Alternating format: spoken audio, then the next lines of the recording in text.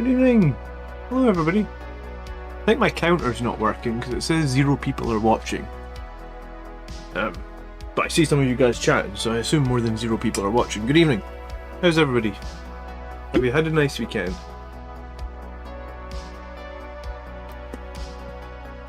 I've had a good weekend. I've been playing some Diablo 4. Did anyone pick up Diablo 4?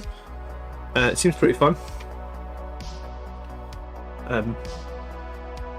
Maybe doing some washing to begin with, and then I'm going to be doing some transfers tonight. Get the squad to finish. Good evening, Trivial Pursuit, Joel, Nathan, War Thunder, Alunda. Hello guys, Peter. What's happening? Adrian. Hello everybody. Thanks for being here. How is everybody? Hope you're having a good day. Yeah, I'm having a good day. I'm having a very good day. Another day of my daughter not having any accidents. We're doing potty training at the moment, so I don't have any accidents today, so it was a good day. I start by I was just washing. Last time I was on stream, I was washing up some of the metallics on my incursors. So I'm just gonna. I washed 4 of them the other night, so I'm gonna wash the final one tonight. And that will be a squad ready for transfers. There might be a tiny little bit touch up to do. I think I'm ready for transfers. Good evening, Tetwoon. How you doing? War Thunder sitting on pins and needles waiting for Dante. You're gonna be waiting a long time, dude. I think it's gonna be like 8 weeks, I would guess, before we see Dante. Maybe longer. Still trying to try out my Turbo Dark Paint. What the hell is a Turbo Dark Paint? Good evening, Jimmy. How you doing?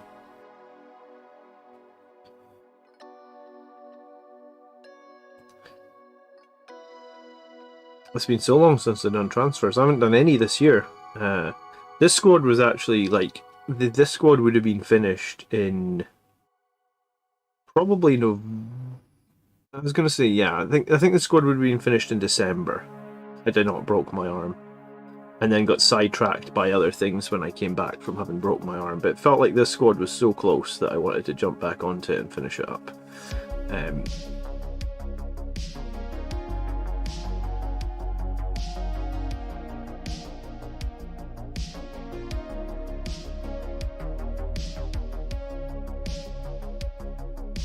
So I have to pick out some transfers here in a few minutes.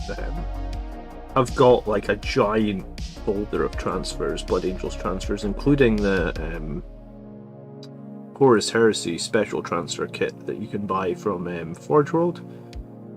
So hopefully you should be able to do these guys some justice with the transfers. And then it'll just be a case of the second there's a good day. Is my arm 100% now? No, not quite. They've discharged me from like seeing the specialist, but I've got physiotherapy that I have to do, and if I don't do it, I mean I don't have to do it. If I don't do it though, I won't get full movement back on my arm. So there's a few things I can't do. Like I can't touch very far up my back, and like I just don't quite have all the strength back in the arm yet. But like they said that the bone would be fully healed in, I'm trying to think when I saw the specialist, I think it was like 2 or 3 weeks ago now. So he said it was going to be 3 to 6 weeks. So I guess the bone will be fully healed in the next couple of weeks. But I got to do physiotherapy for the next, I don't know how long. Maybe like 3 months, we'll see. I mean, worst case, you can actually, from that break, you can actually have the cast on for like 3 months. I only had the cast on for 7 weeks, so I guess I'm a fairly active person. Even when I had the broken arm over the Christmas holidays and stuff, we were still like, I want to say some days we would still go for like 5-mile walks and stuff. I'd try not to let it like affect me too much, I guess. I still wanted to like help out with my family and stuff, so yeah, I'm fairly active. So I figured that like I figured my bones would heal pretty quickly, but I mean I guess you have to do the physiotherapy for the muscles because the muscles kind of decay a bit when you don't use them for that long. I saw that somebody on Discord, I think it was Jim Carroll, ordered a Firstborn Dante. He was just like, I'm just going to order a Firstborn Dante and hope they send the wrong one out. I think that's pretty ambitious, but you never know, they might send the wrong one out. Games Workshop are apparently having problems in their factory with the new robots that they've built to do the orders. So maybe the robots could fuck up. I really think Dante will be I would say at least 6 weeks from now, more likely closer to 10. But I mean, I'm just guessing based on, like, they released Azrael when they wanted to release him, and he came out like 8 weeks later for pre-order. So I would reckon that it's like, between them releasing him and actually being able to buy it, I would guess it's like 8 to 10 weeks. And if that was if nothing had leaked. So potentially it could even be a little bit longer than that.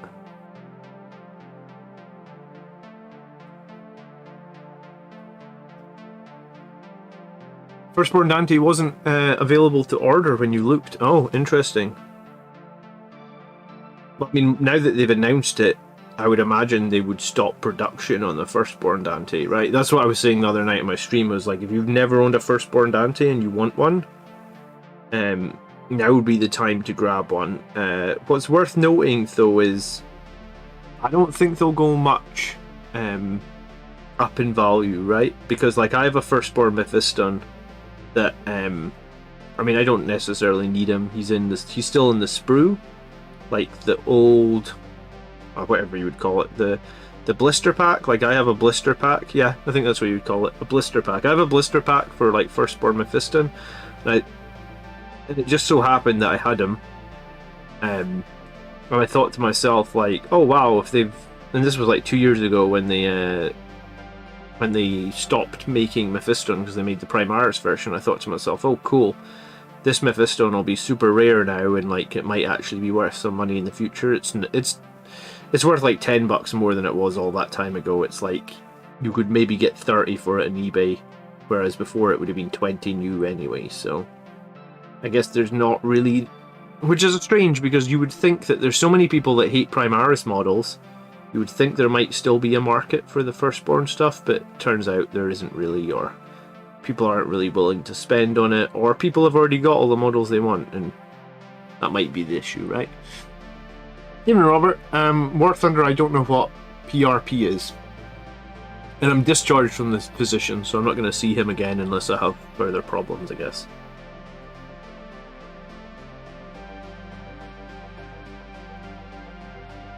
I don't think I'm going to have any further problems. I mean, I pick up my kids with my right arm all the time. I'm trying to use my right arm more to do stuff like that, like, you know, heavy lifting or anything like that, just to try and build up strength in it. So I'm always trying to use my right arm now, just like I used to use it, I guess.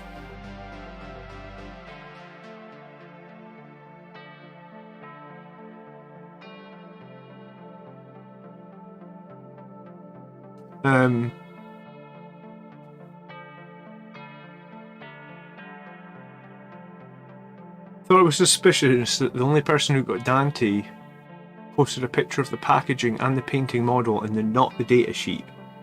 Has the datasheet for the new Dante been posted, says To Hit to Wound. No, I don't think the new datasheet has been posted, and that does seem a little bit suspicious, because surely they would have known that so many people they would have known that a lot of people care about the datasheet.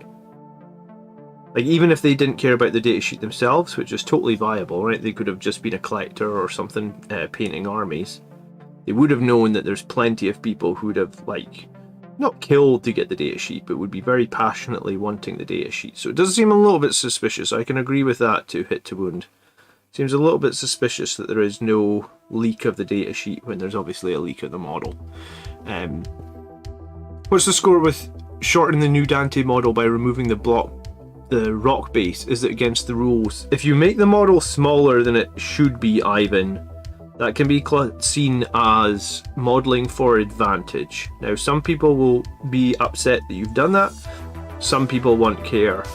And I think if you're going to do that, you probably just need to check with your tournament organizer. I know that some of the biggest Blood Angels players in the world have made Sangori Guard without wings.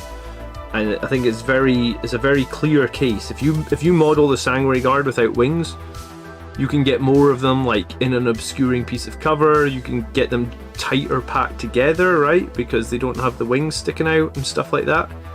But I've seen plenty of people be allowed to take those to tournaments, Sanguinary Guard without wings, and there's been like no questions asked. So if Sanguinary Guard can be modelled without wings, you could probably argue Dante probably could be made without that silly rock that he stood on or whatever.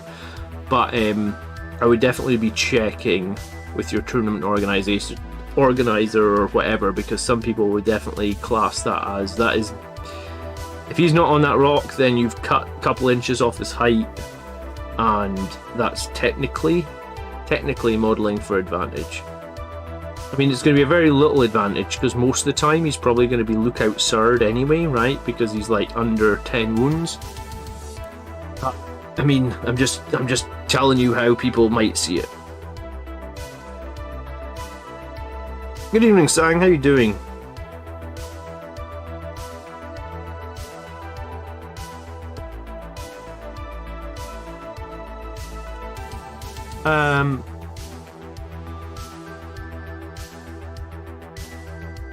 Trivial Pursuit says he better finish painting Dante just in time for him to be deprecated. Isn't that just the way though, dude? Like, the amount of times that you finish something just for the rules to be changed, or in this case I guess Dante to be discontinued, is always the way.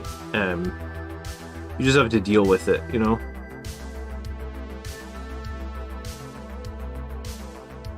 There's nothing you can do that is going to prevent that from happening again or in the future, I would guarantee it, almost.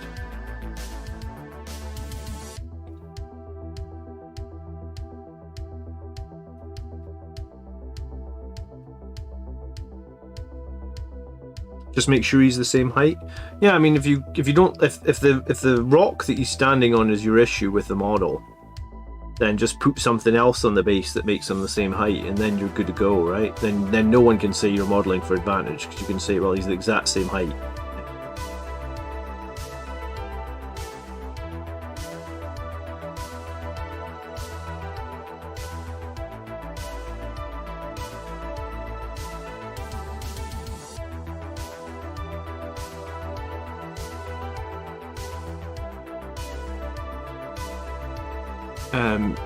He's only had a gold coat for the last 12 years. Well, that's like the epiphany of procrastination. If you've had him for 12 years and he's only been gold for 12 years, and you're only going to paint him now because he's been discontinued, that's definitely procrastination. You win the award for the most procrastination, Trivial Pursuit. Congrats, I guess. If you can get excited about that. To be fair, I've had some characters that have been in like a gold coat like that or a red sprayed coat for a very long time. I think I've had a tactical squad that's probably been just sprayed red for like the best part of 20 years actually. So it happens. Happens to the best of us. Hello Jim, good evening. Did you get your Dante yet? Is he a Primaris Dante? That'd be so funny, Jim, if they sent you out the Primaris Dante.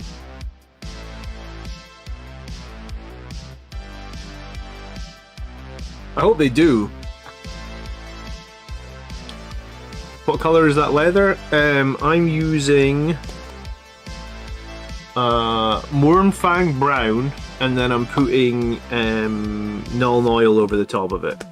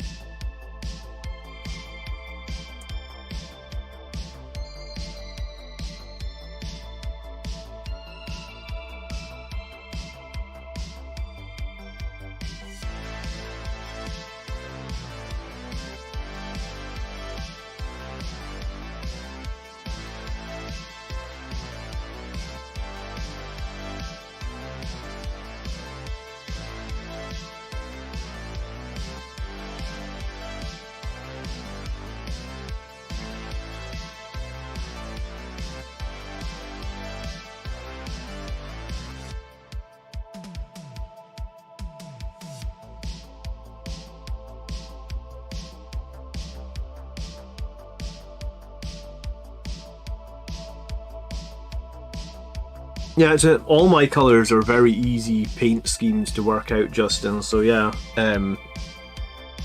that's pretty much why I do it, because it's so simple. You can just paint them. You can just paint the Mornfang, and then you barely have to do any work at all. The less work.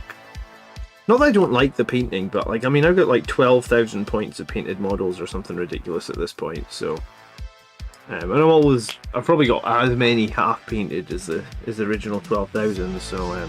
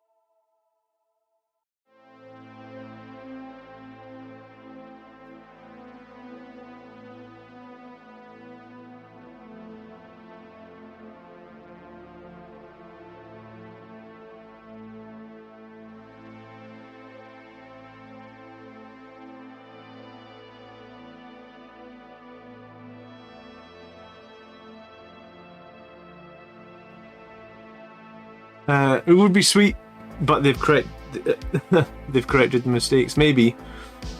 Thanks. Yeah, I mean, I'm really happy with these. How these incursors have turned out. The beaks look nice. Yeah, I mean, overall, just pretty. I think my paint, like, I was looking at some of the models that I painted like a year ago, and like, I definitely feel like I've been improving, or I am improving all the time, maybe.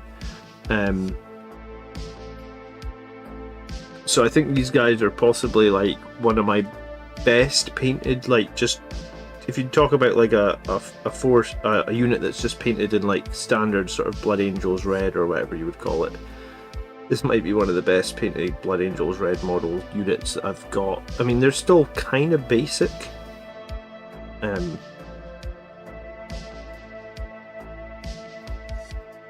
think my accuracy is just getting a lot better.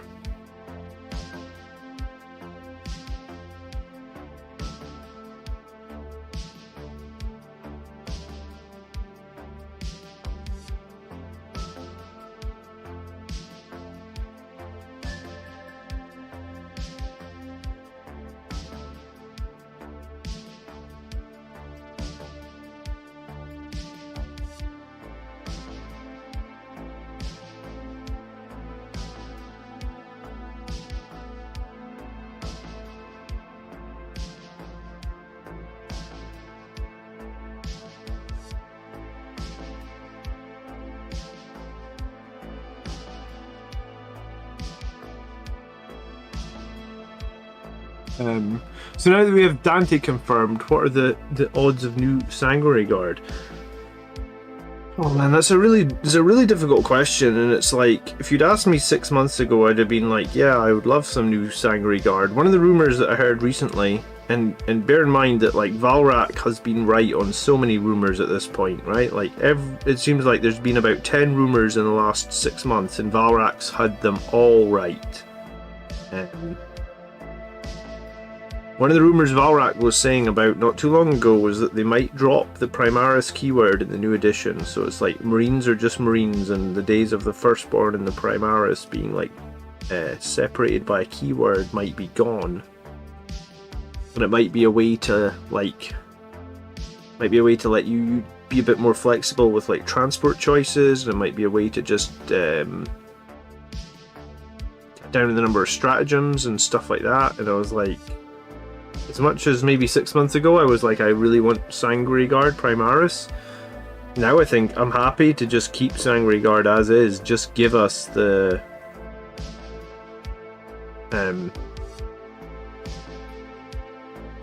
like the removal of the Primaris keyword, so you could transhuman a Sanguinary Guard. We don't necessarily need new Sangre Guard kits, right? Sangre Guard do what Sangre Guard do. They're fine, they're balanced, they're strong. I mean, I guess you could argue, well, I would like stronger Sangre Guard, so I would like a new kit. People have a lot of Sangre Guard, right? Like, I've got like almost 30.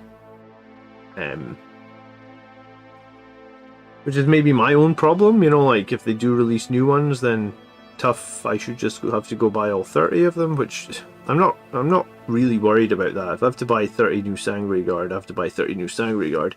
I think the point is that it would, to me, it would just feel better if they just removed the Primaris keyword, and then it was like, doesn't help out just Sangre Guard, helps out loads of units that maybe don't get play right now because they lack a little bit of strength from the lack of the Primaris keyword. Well, they're all going to get it.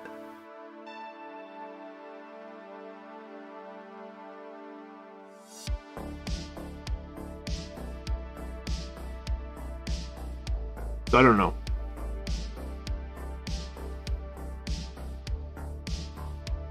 Ricardo, hello Commander, what's the plan for the army now that Dante has become Primaris? I mean, I'll buy Primaris Dante if that's what you're asking. Elaborate on what you mean by what's the plan for the army.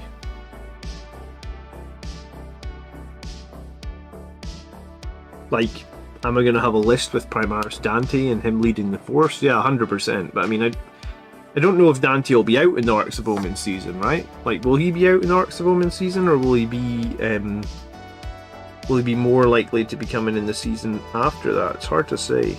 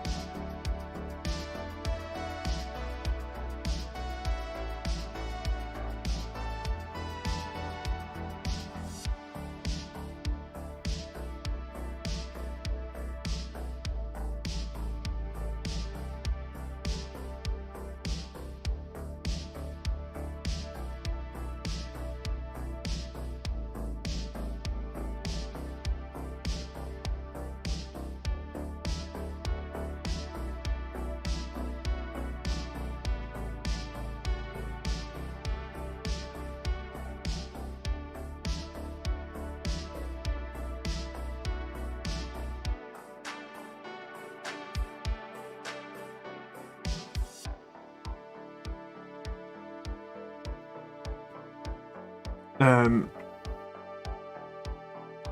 don't see them removing the Primaris keyword, but I see them removing the transport.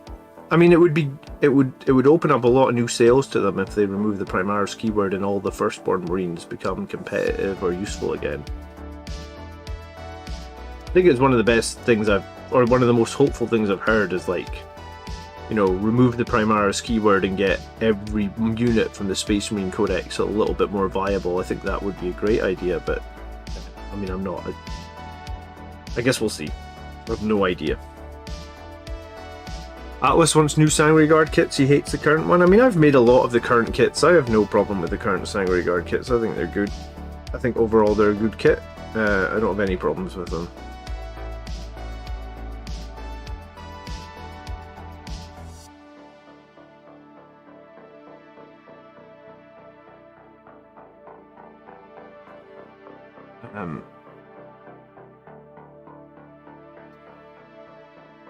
How you've painted the incursors has changed your opinion, says Joel, and he now likes beak helmets. If nobody else likes beak helmets except you, Joel, from doing these incursors, then I guess my work here is done.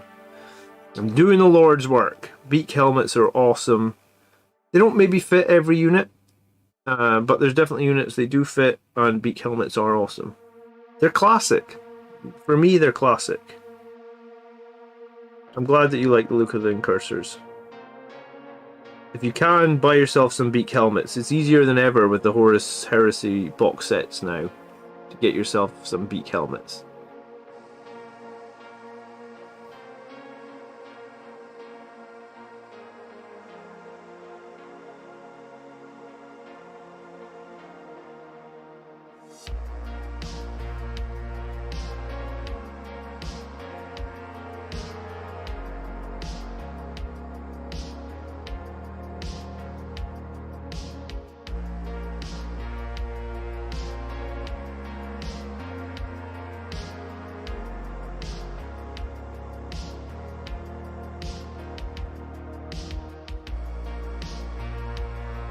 You just went over it. Buy the whole 30 Sangre Guard if they come out. Yeah, I mean, ugh.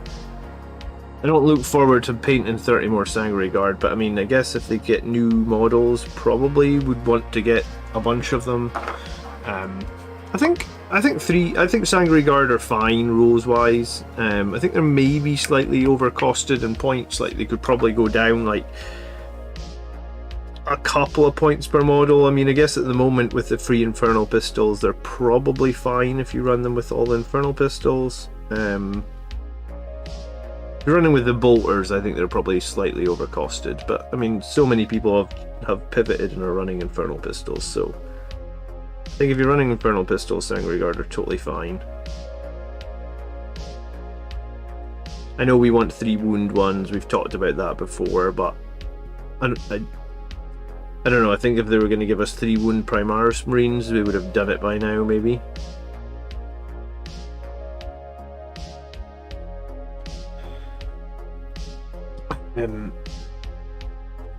Yeah, because I mean, Primaris Sangre Guard were the one unit back in like last edition. They were the one Marine that did, because Marines used to have 1 wound, right? And Sangre Guard had 2 wounds, so that made them like really good.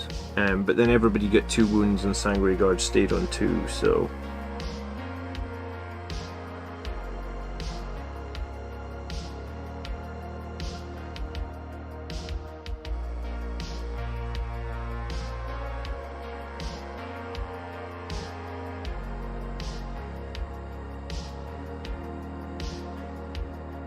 I don't think they'll kill. I know people have talked about them removing a bunch of chapters. I know that's been a rumor as well. I don't think they need to remove chapters. I think, and you know, like people are saying like, oh, it's too hard to balance the Marines. I don't think it's hard to balance the Marines at all. I mean, I think they could just balance it with the secondaries. I really think they could do a much better job of balancing Marines with secondaries.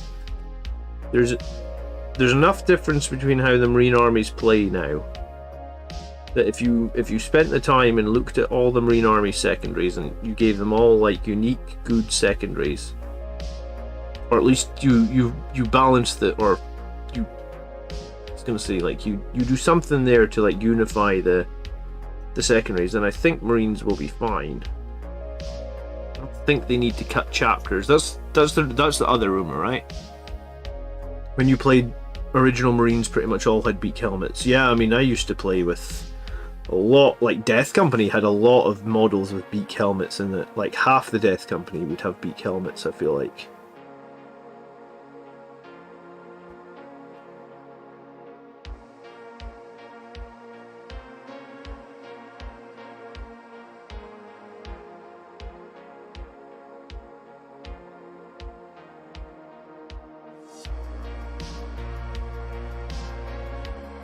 Alright, I think this guy is pretty much as close as he's gonna get. I'm gonna start doing some transfers here in a minute.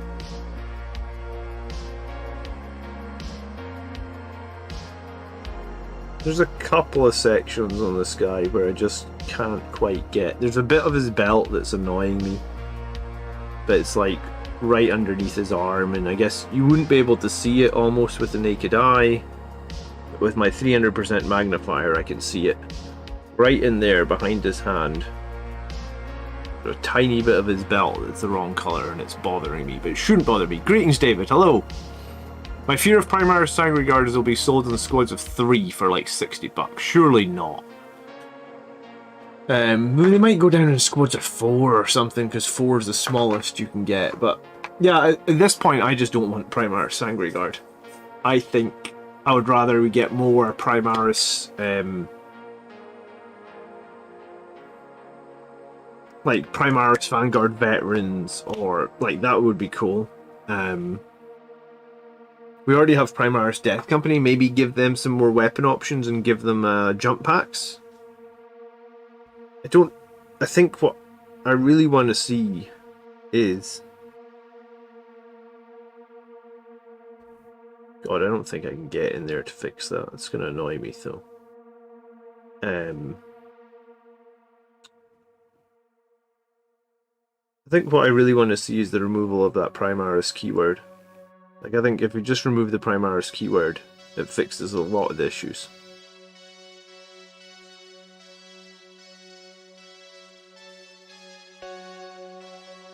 And there has been that rumor that the Primaris keyword could go away. So I think if I had to hope for something, I think I would hope for the removal of the Primaris keyword. Wish Dante had a bigger axe. I don't give a shit about the size of his axe as long as they fix it and make it 3 damage. If it's still 2 damage, if it's still 2 damage, I'll be mad. They gotta fix the damage on it, please. Like, I don't care about the size, just fix the damage. Or, I mean, it's literally, the axe has literally got mortal in its name because it's mortalis, right? Make it do mortals.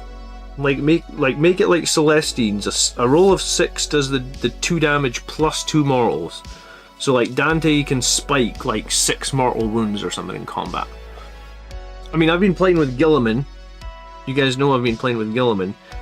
The other night, and I spiked like 12 mortal wounds in 1 round of combat. I was like, okay, well, I mean, you know, make 4 saves at -3, 3 damage, and then take 12 mortal wounds. It's pretty good. Have you even touched your Brutalis? No, I haven't. I haven't touched anything in the Strike Force Augustus box. Apart from making the 2 videos on it, Robert, I've done none of it. I've got a lot of squads that are like half in progress, and I guess with the Arcs of Omen season, right, the squads that I've got in progress, like the squad of Incursors, they're getting a bit of play. I've also got a squad of Terminators that have been getting some play, so I want to do them as well. So I guess, like, rather than smash out a new model that don't even know if I'm going to be fielding the Brutalis for a while, because I really don't like the fact that it has no invulnerable save. And I get that you can make it better by running the Psyker, right? Like the Psyker with Psychic Fortress, but I'm not running the Psyker at the moment in my army.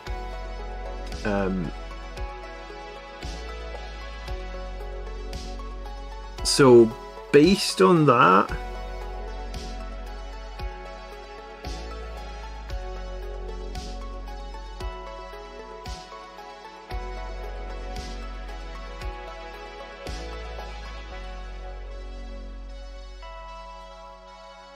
I don't know when I'm starting the Brutalis Dreadnought and all that.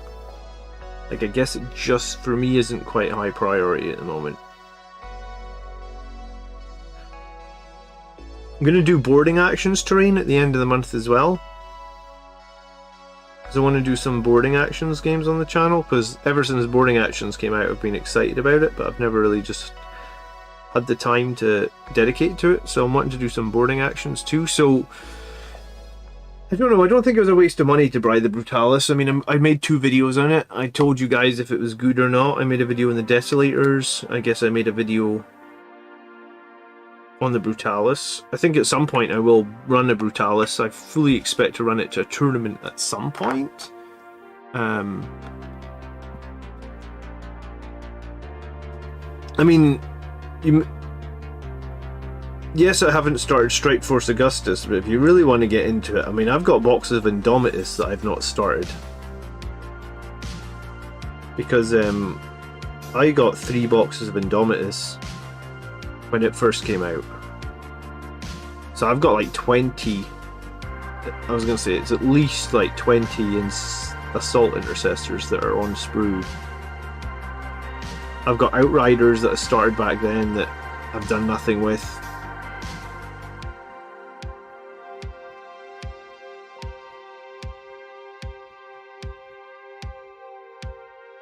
I wanted to get back to these Incursors though, because these Incursors have been half done.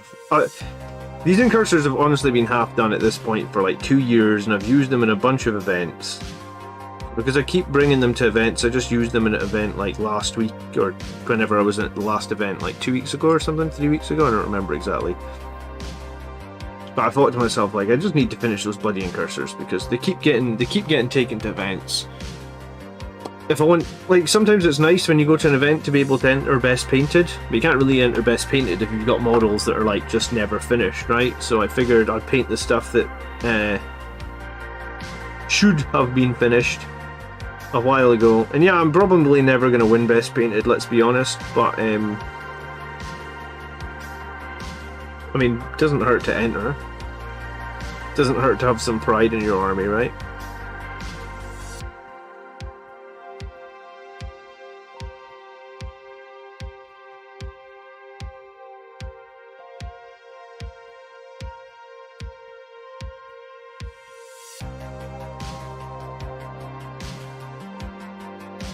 I would go with claws on the Brutalis over the fists, yeah, 100%. I don't think like 2 twin bolters that you get with the claws is worth the less effective melee combat. What about Primaris Sanguinary Guard or Bodyguards for Dante? Do you know what? If there was a set, like, you know how Guilliman and Marneus Calgar have their Victrix Guard, if there was like a set of like a few Primaris Guard and you're only allowed a few of them, none of this like 30 Primaris Guard. If it was like Blood Angels Primaris Honor Guard or something, and there was a set of like 2 or 3 of them, and you had to take them in a small squad and they just bodyguard your commander or something, yeah, then I'm all over it. Then I would love that.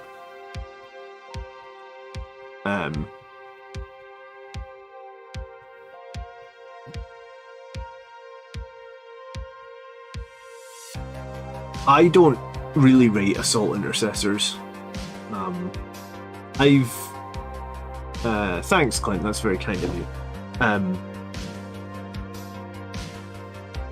I've ran Assault Intercessors to many events, I'd say, and there isn't really a great way to deploy them, right? Like, what, you're strategic reserving them and then hoping for a 9-inch charge, or if you're running them across the board, you're hoping they don't get shot off the table. I always think troops are called troops for a reason and elites are called elites for a reason. Like, elites kill shit, troops don't really kill shit. Yes, you could argue you get a lot of chainsword attacks with Assault Intercessors, but I mean, I don't know. I don't think Assault Intercessors are per se bad. They're possibly one of the best troop choices that we have, but I just don't really rate them for, like, in terms of like raw killing power. There's a lot of times I've had them in situations where I've needed them to kill stuff and they've just bounced off the enemy. It's only chainswords after all, it's only -1 AP after all, you know?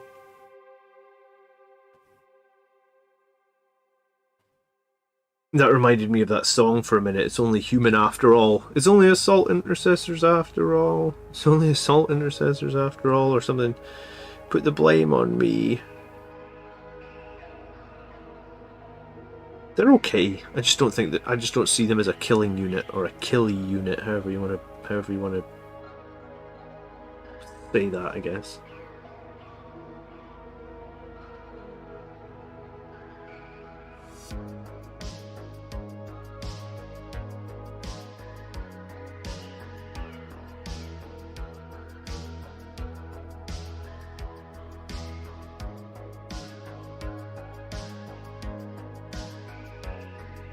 Yeah, I might. I mean, I'm probably going to buy and make new Dante before I make the Brutalis Dreadnought. I mean, I've got a lot of experience fielding Dreadnoughts at events as well, right? I went to an event where I ran 2 Redemptors. I went to an event where I ran like 2 Relic Contemptors. I was going to say, I think I've been to events where I've fielded like the Librarian Dreadnought and stuff, so I think probably in the grand scheme of things, I'm probably one of the Blood Angels players that's fielded the most Dreadnoughts to events. But I'm just not, like, I'm not in that mindset right now of fielding Dreadnoughts. I'm in the, where I am in the Arts of Omen mindset is like field things that are durable. And, I think Dreadnoughts are durable, and like, yeah, you could take Psychic Fortress, but I think I'm also not personally in the mindset right now of like running a Psyker.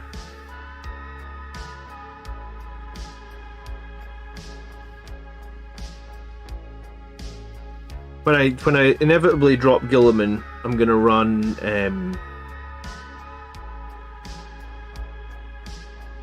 I think I'm going to run the Chaplain on the bike with like all the buffs and stuff that makes him like really interesting. Like probably Vox the Spiritum, Soul Warden.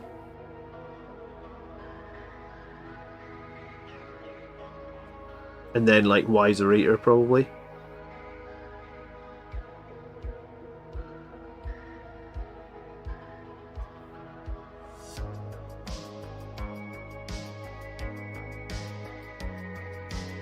Alright, this guy is annoying me and there's lots of little imperfections on him. I am about to call it a day. I'm only transhuman after all. Exactly, David. I'm only transhuman after all. Oh, I like that. There's a lot of annoying little imperfections on this guy, but like at some point, sometimes when you're painting models, you have to know when to call it a day. I think this is one of the times that I'm going to call it a day here. And I'm going to put this guy down, and I'm going to break out some transfers for the rest of his squad mates, because I washed them the other night. There's probably tiny little imperfections on them as well, but yeah.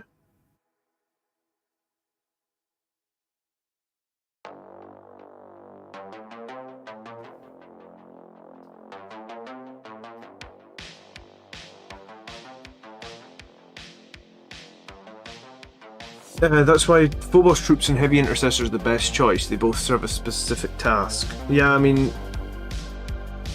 don't get me wrong. I mean, I've played Assault Intercessors to multiple events. Again, I'm probably one of the Blood Angels players that, like, when you look at like top winning events, event lists, like top winning Blood Angels event lists are usually like 3 Incursors, 3 Infiltrators, that sort of thing. I've always been like, for the last couple of years, I feel like, I want to say I've been to like 4 or 5 events where I fielded Assault Intercessors. I mainly fielded them in Strategic Reserve to do data. Rites of War on the Chaplain, yeah, maybe that was what I was thinking. Rites of War and Vox of Spiritum, and then Wiserator. I guess you can use Litany of Faith casting on a 2. So probably if you actually, again, if you break it down, I'm probably one of the Blood Angels players who's fielded Assault Intercessors to the most events over the last year. And Assault Intercessors are fine, again, they're a fine unit, but they really aren't killy. They will kill some, like chaff, but the second you put them into anything even slightly durable, they'll just bounce off. And yeah, you can pay to fight twice, but like, it's just chainswords, man. And usually it's not enough to threaten anything seriously scary.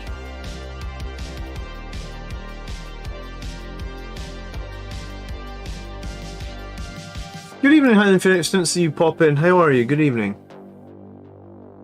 I haven't put transfers on 80% of my painting model. My focus is in getting them painted. So I like to paint them. This is the standard of painting that I go for.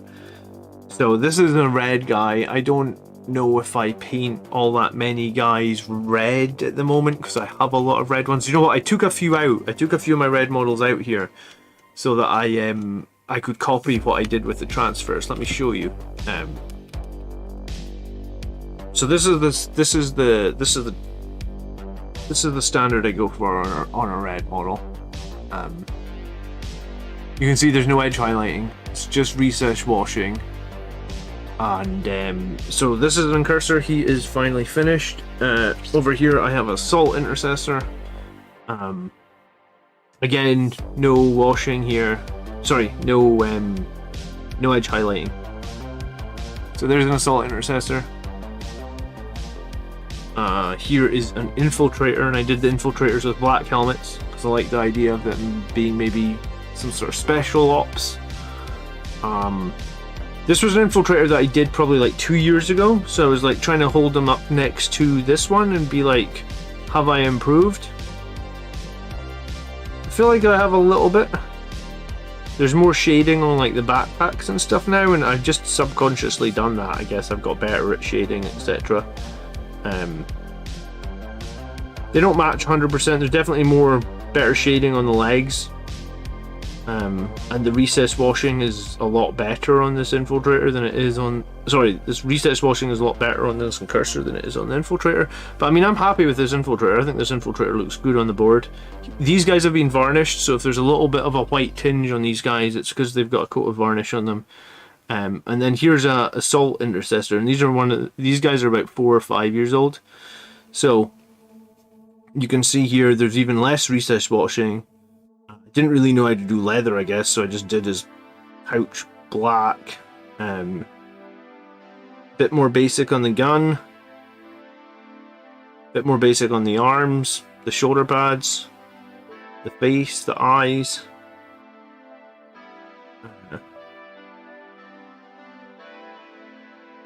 Yeah, so I feel like I am improving.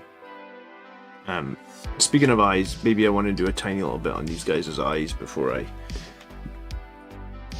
I usually like to do 3 colors in the eyes.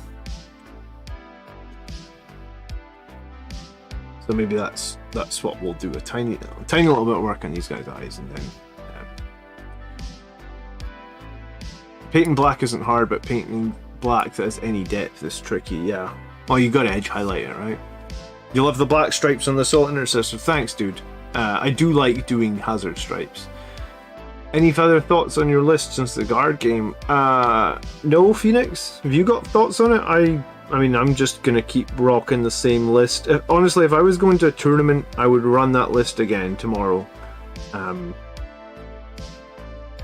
There's nothing I dislike about that list at the moment.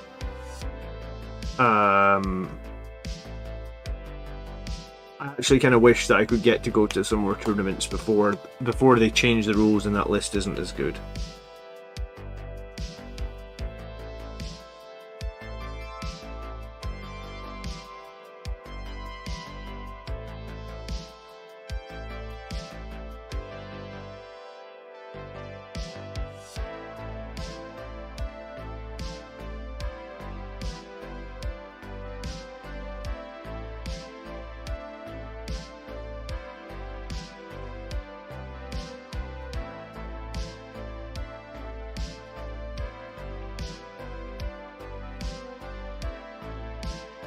I think it's the right sort of stuff for Orcs of Omen. Yeah, I mean, I think that's where I land on is like...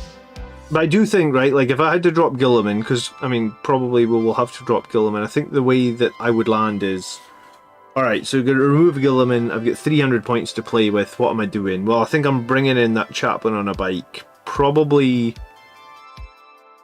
with Vox the Spiritum, I guess probably Rites of War and Wiserator. So, but the reason that I'm not doing it is because that instantly costs me a shitload of CP actually. Because Guilliman's obviously giving me +3. So I'd lose a heap of CP to do that. That's probably why I'm not doing it. But then I do get 140 points back. I was thinking about this, what would I do with my extra 140 points? I think I would run... We talked about this as well. I think I'd run the Blade Guard as a 6-man in combat squad them, so I'd get 3 more Blade Guard. I'd get the Chaplain on a bike, who I think is about 140 points at the moment with the Wiserator. So I'd get 3 Blade Guard, I'd get the Chaplain on the bike, and then I'd have like 40 points. Like maybe I can fit in a Land Speeder. I don't know what else I would fit in there. Probably, like I was thinking like maybe just a Land Speeder in reserve to try and snipe something, or do Relentless Assault or behind enemy lines or something like that.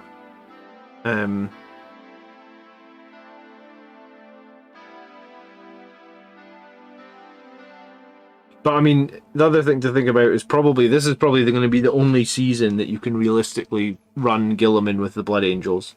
So if you enjoy doing that, you kind of have to do it now because it's probably going to go away.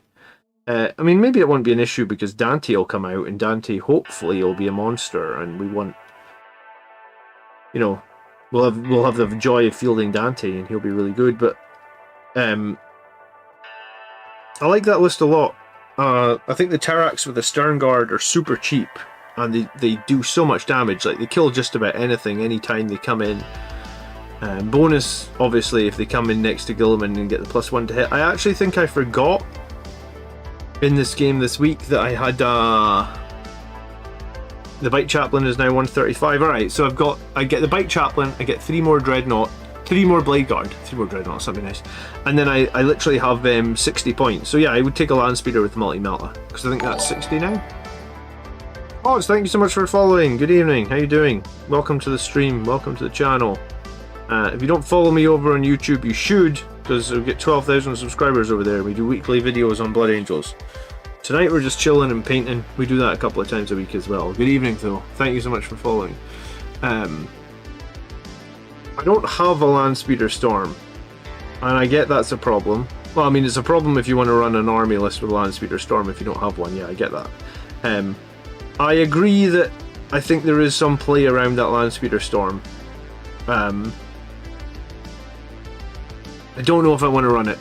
I think that in my meta, I feel like there's very few times you're ever going to get to outflank. Like at the events that I go to, the games I lose because I can't get maximum points for, let's say, RBD. I'm not getting maximum points even if I've got an outflank unit. It doesn't matter. So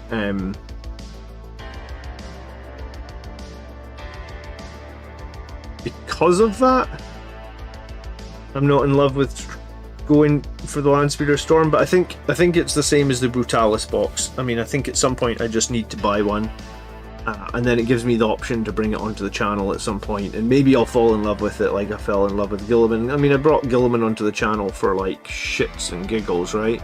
Really. And he's been a revelation, hasn't he? Do you know why Blood Angels have black painted chest Aquillas? No, but you can tell me. I mean,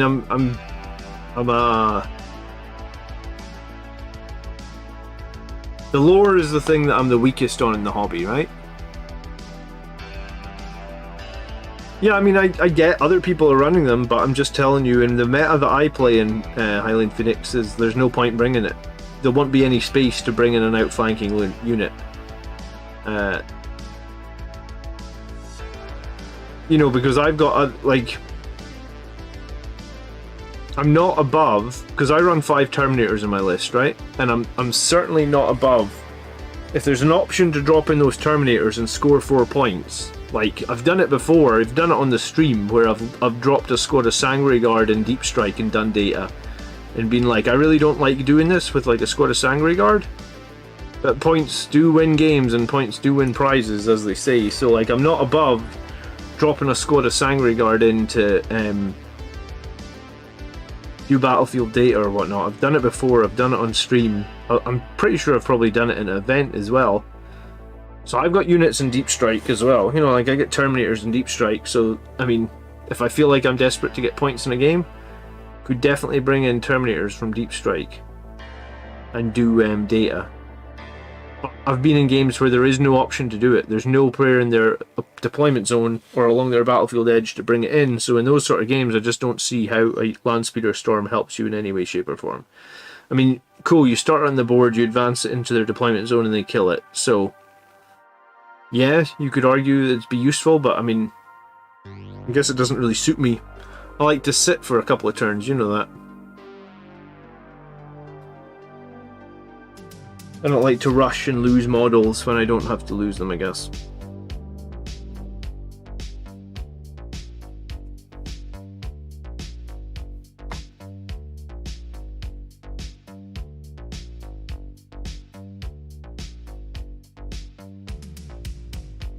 Start the Storm on the board, it moves 18 inches. I mean, it's the same as the regular Landspeeder. The regular Landspeeder moves 18 inches, but I wouldn't... I mean... So what's the play here? Start the unit on the board and just move it into the deployment zone and be like, if it dies, cool, you don't care. I mean, I guess that's fine. I don't tend to play like that.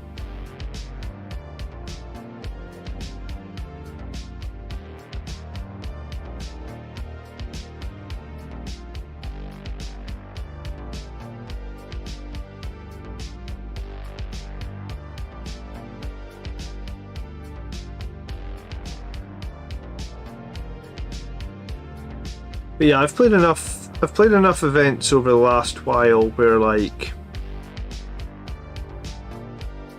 there's definitely going to be games where there is no space to put anything into their deployment zone.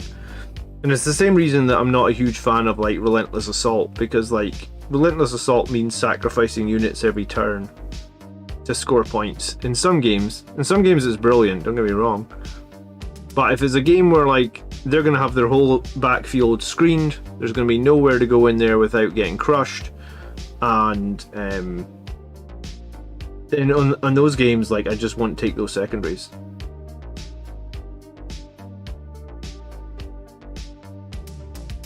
You know, I haven't broken down any of the tournament games that I did recently, but there was a game against Tyranids where, like, the Tyranid player had, like, 60 Termagants, and they could respawn, like, 2d6 a turn, and they could just spawn 10 more. So potentially, like, Termagants are, like, 8 points a model or something like that. They get, like, 70 of them. So, I mean, you're not putting anything in their deployment zone. Literally nothing. My YouTube view counter at the top is showing 0. Yeah, I don't know why it's showing 0 tonight. I might just turn it off, honestly. I'm guessing Restream is dying or something.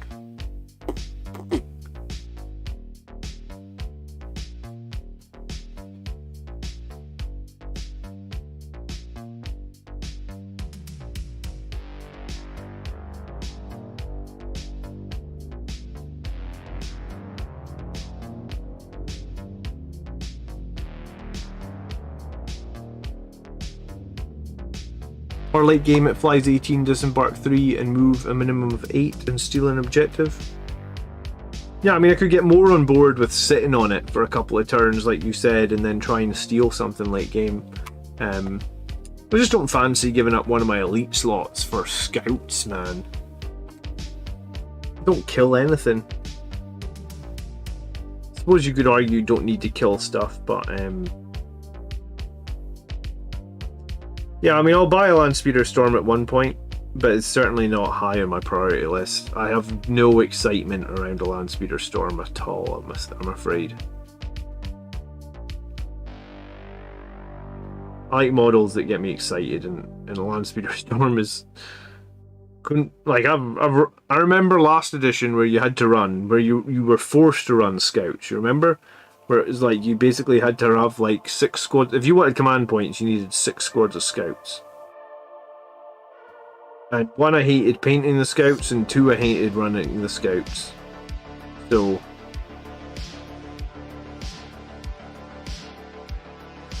maybe one day we'll go back there. No rush though.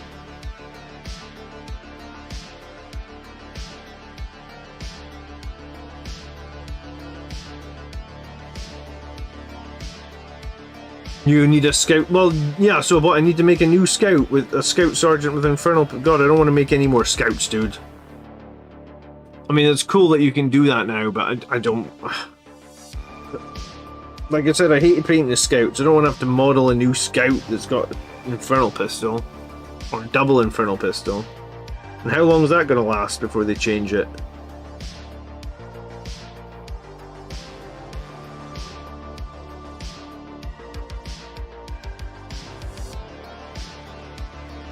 Alright, I'm super close.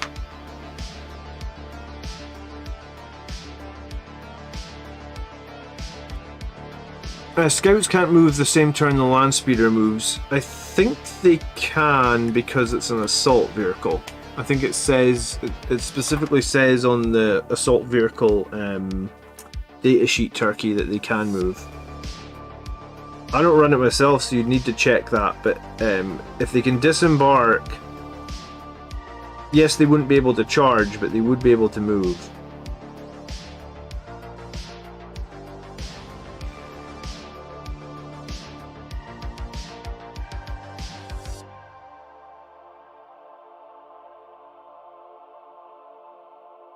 That's why people think they're really strong, right? Because you can basically, like, Geronimo those scouts across the board. Magnetize his hands. God, I don't even like magnetizing regular guys, let alone scouts. We'll do it though, I mean, I'll do it. It's just not priority, Highland Phoenix. Priority is going to be finishing these, like, Incursors. I've got another whole squad that probably want finished. Terminators. Because there's rumours of, obviously, the new Terminators. I want to finish all the 30 Sangre Guard and all the Death Company that I've got, because I keep running them to events as well. So I'm doing Sangre Guard, Death Company, Terminators, and Incursors for now. And then Dante as soon as he's released. If I get all that done, then I'll do Scouts. I think by the time I get all that done, the scouts will be, I think their rules will have changed or something.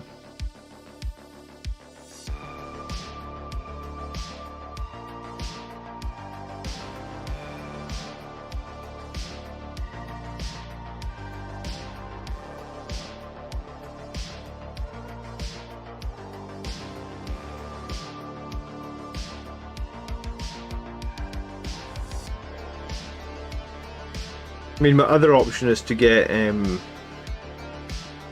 Mike to paint me some scouts. And I could commission some scouts, right? Good night, Robert.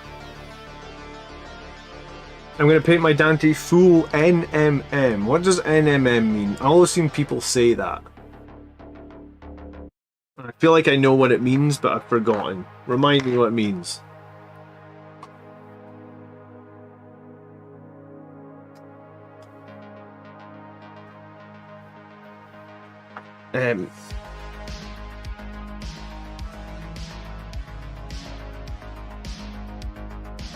Yeah, I was gonna do boarding action train first though, because I really want to do boarding actions on the channel, so I'm gonna do some boarding actions first. So I'll paint all those things. I'll get Mike to do me the boarding actions train. Assuming that we do all that, then maybe after that we'll look at double infernal pistol scouts in a land speeder storm.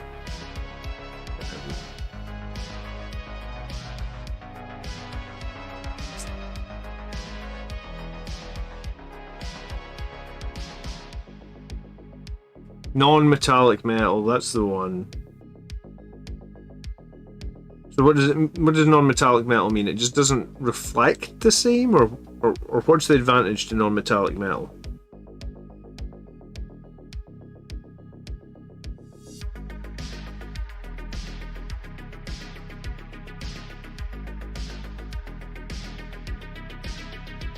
Alright, I'm calling these guys done. No, I'm not. I'm doing one final coat on their lenses on their backpack, then I'm calling them done and I'm gonna get some transfers on them.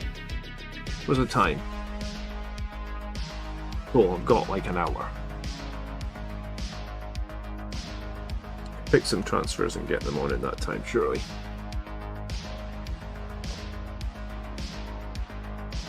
You paint the metal as if it would look like reflecting light, basically in an attempt to hyper-realistic look. Okay.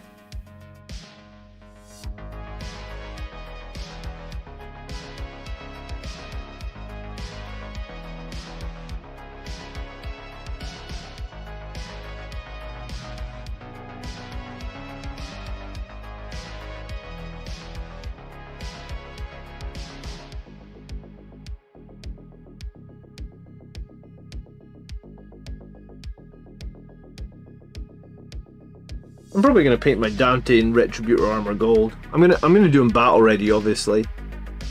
I think I might make a battle ready video on how I paint him because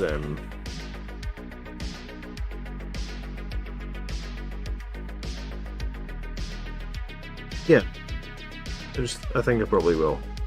We'll see. Probably by the time he comes out, it'll be a year since my last painting video, so I should probably do it. I don't do painting videos all that often.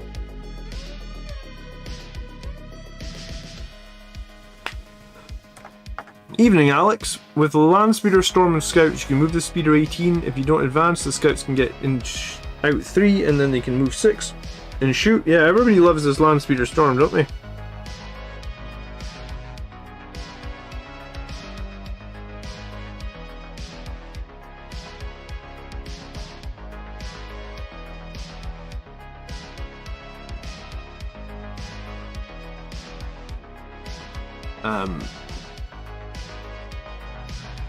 Yeah, I mean, I guess it depends if you can get your infernal pistols right on up in someone's face.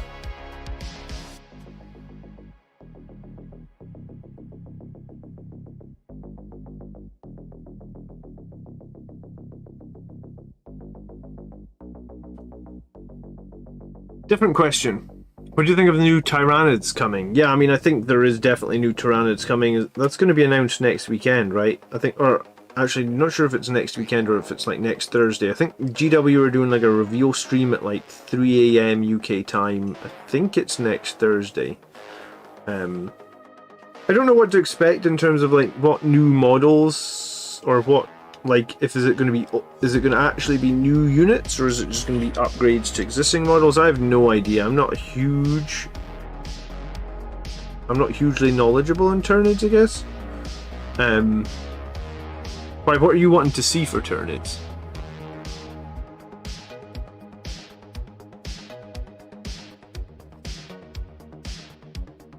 You would need, correct me if I'm wrong, but you would need 6 scouts to guarantee the data, right? You can't guarantee data with 5?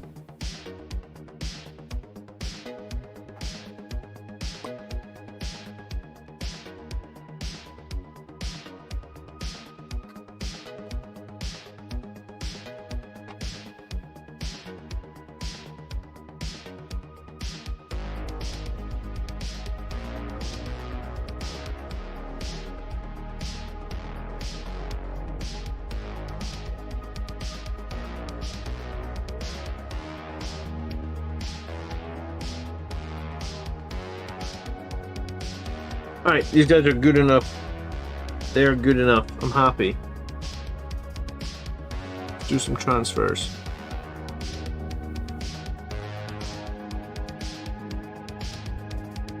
A new big Hive Commander model. Swarmy is taking a beating, possibly a new Hive fleet to diversify gameplay, but Nids are solid right now. Yeah. I mean, I don't know if they need a new Hive fleet.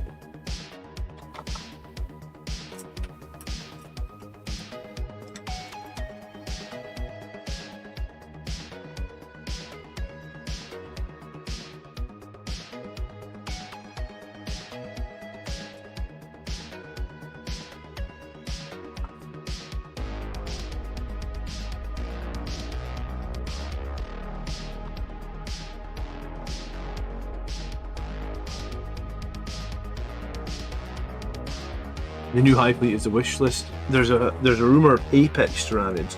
Apex make them just sound, what, stronger? More deadly? What does Apex actually mean when it's at home?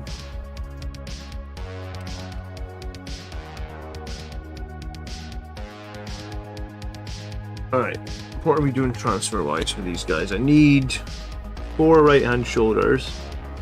So probably these ones.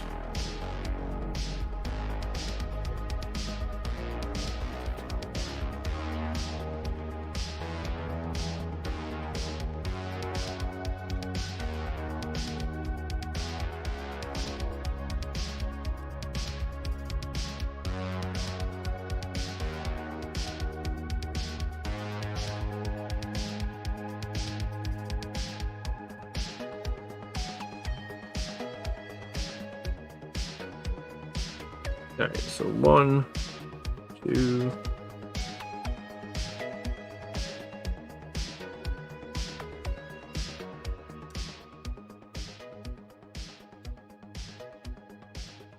3.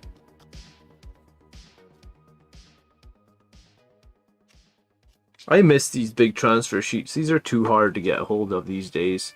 I actually bought some of these on eBay for like £12 a time, just because it was like I wanted more of them. And I'm usually put the yellow blood drop on the other shoulder for. I did for my. You know what I did for basically all my troops. Alright, so we're doing yellow blood drops on the other shoulder.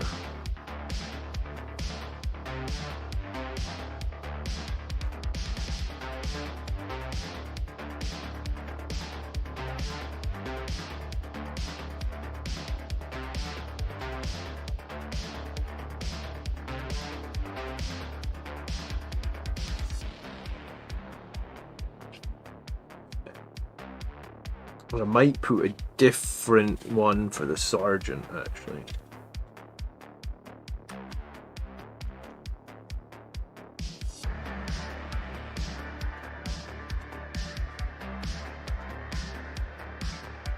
Apex just means more adaptations. So more units, more wounds. Come on, man. Tyranids have been top of the meta for so long. Do they need more wounds and more stuff? Really? And then I probably want something for their knee pads. Some sort of smaller thing. Got these little accents that I could use on knee pads here, these little yellow ones.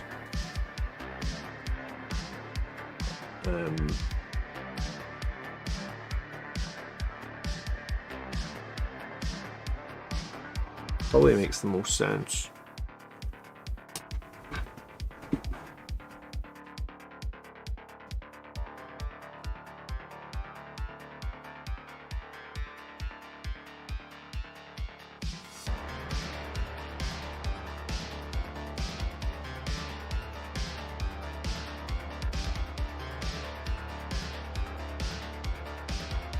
Do you know what? I put a gold shoulder pad on one of these guys actually.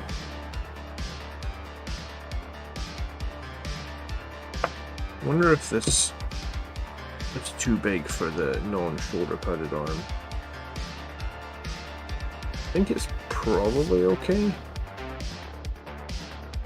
Fortunately, I've cut off the bottom of that one, so I'd have to try and paint over it.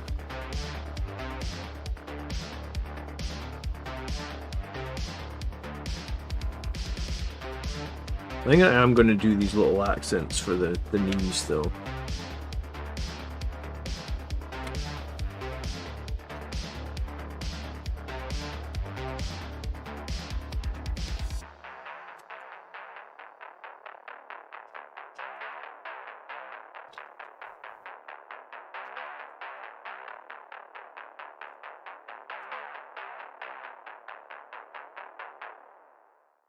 Alright, so that's 4 knees, 4 right hand shoulder pads, 4 left hand shoulder pads. I probably want something for this sergeant on the left.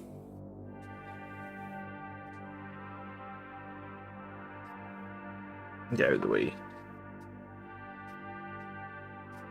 Alright. I want Marines to feel tough again. So Primaris Assault Squad, Vanguard Veteran things. What about Blade Guard with jump packs then? That would feel tough, right? For anyone that's never seen it, there's your Forge World. There's your Forge World Blood Angels transfer kit. Minus obviously a few things here and there. I'm gonna use one of these for one of the shoulders. It's like a golden 9 inside a circle.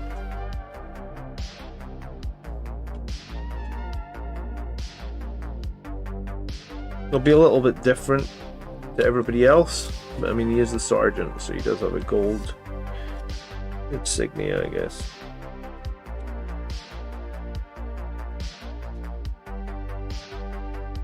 If you've not seen it, I'll show you up closer. Yeah, I mean, I need more of those Forge World kits. They're too expensive, though. There's the gold one. And then I need one more accent for a knee pad.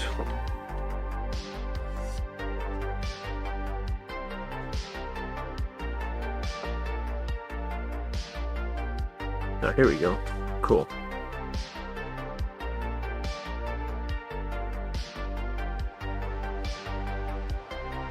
I get so many of those Blood Angel sheets, actually. That's a cool sheet as well. I don't even know where that one came from, actually.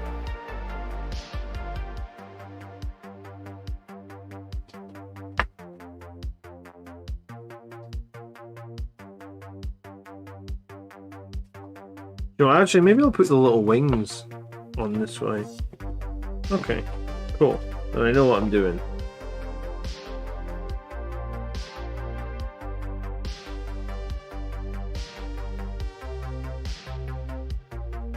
You know what, I also have the models to finish that Mike sent me, like my Gladiator tank, Terrax Siege Drill. Those, you know what, I should probably go and finish them as well, Highland Phoenix, before I do the Landspeeder Storm, because the Siege Drill, Mike did a great job of painting it. Mike's probably in the chat, so he's going to hate me for saying this, but like, I want to change one bit on the Siege Drill so it matches the rest of my army a little bit better. So I want to change like one of the colours on some of the piping on the Siege Drill. It'll probably only take me like 20 minutes to rechange it. And then for the Gladiator tank, I don't think I need to do much to it. It looks super similar to my current tanks. I just actually want to like put it side by side with my current tank and just make even Dirty Wizard, and just make sure that like I feel like it really fits the aesthetic of my army. I mean, I think it does, but I just want to put it side by side with one of my current tanks and be like, I'm 100% happy with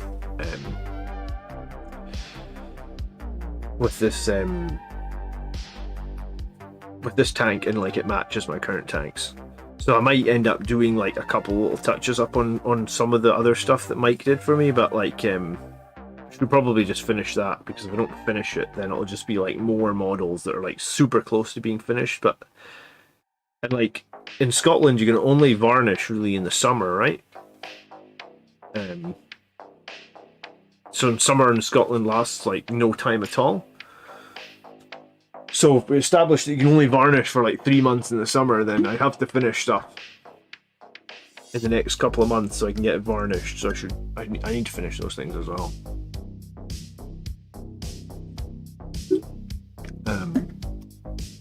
Ricardo says, I heard a warrior of a gene hunter that basically is basically hunts space marines for their gene seeds. I've never heard of that.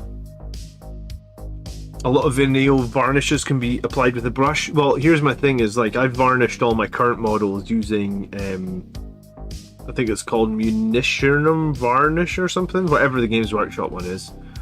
And I do like the effect that gives, that varnish. So I want to just continue using it. I've got a couple of cans of it. It's pretty quick to varnish them. When you actually take them outside, you just need to like it's like a 20-second spray. You could in like 2 minutes you can varnish like 20 things. So it's actually very quick to varnish them up.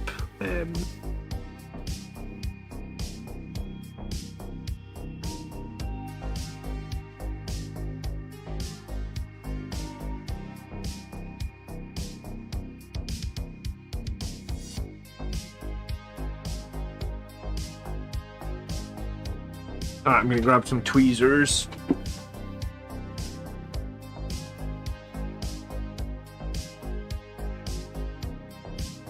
So yeah, I got a lot of projects I'm in the middle of.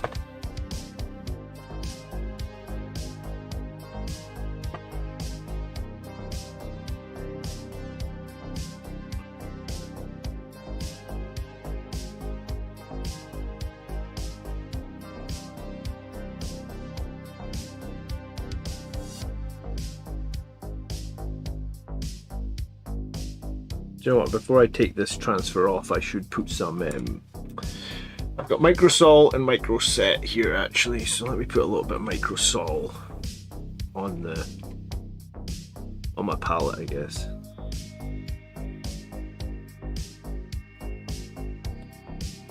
Whenever I use microsol or microset, it helps so much for decals.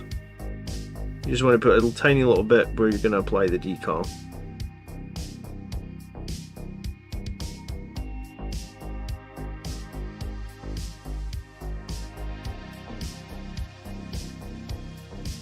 Come on, off you come, you little. There you go.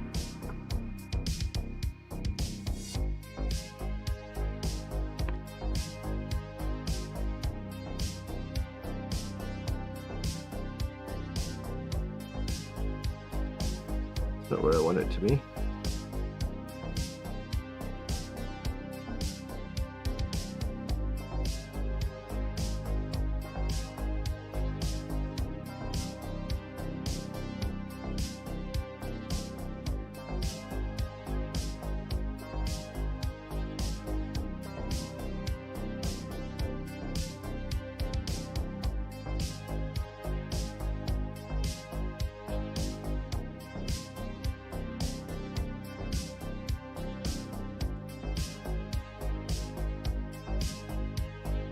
Pretty center, I think.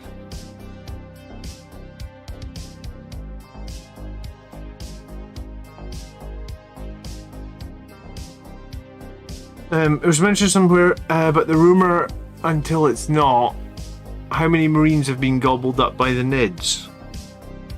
I mean, the only book that really can't, that, I was going to say, I don't read all the Warhammer books, but like Darkness, the Devastation of Baal talked a lot about like the Nids gobbling up a bunch of places, but never really said what all that they'd gobbled up, did it?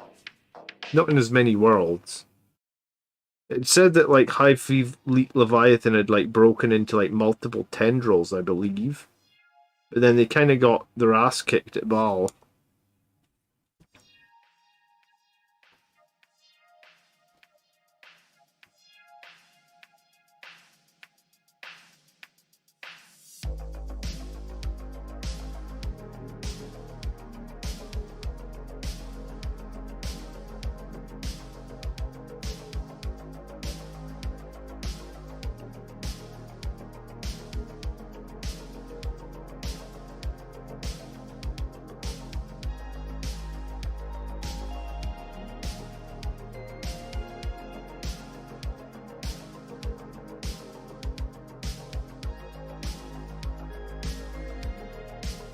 Does anyone know how many worlds that the Tyranids have eaten?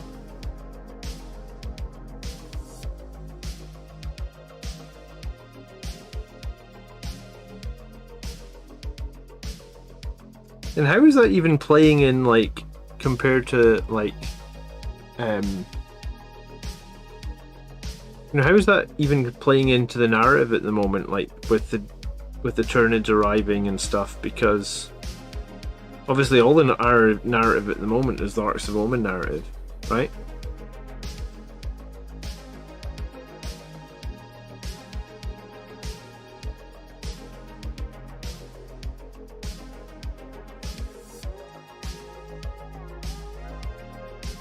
Yeah, they collect the biomass to add to their own. They're a bit like, I guess they're a bit like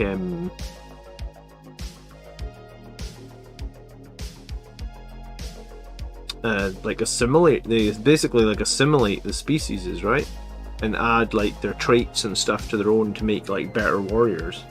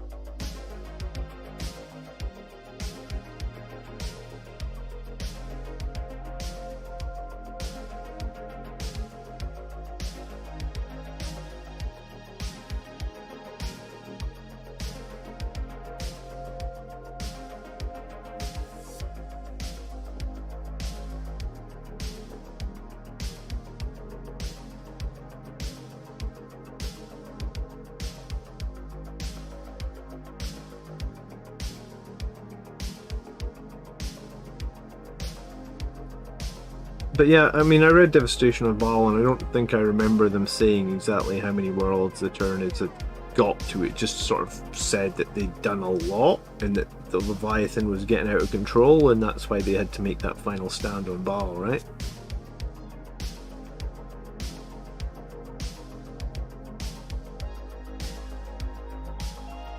It feels nice to be putting the transfers on these infiltrators. They've honestly been half finished for like 2 years.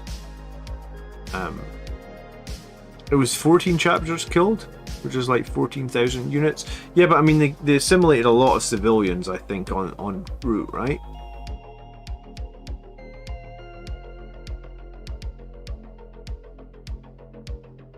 Big Nids and Sangre Guard with Storm Shield. Well, we know where your priorities lie, I guess, Ricardo. Thanks for hanging out tonight.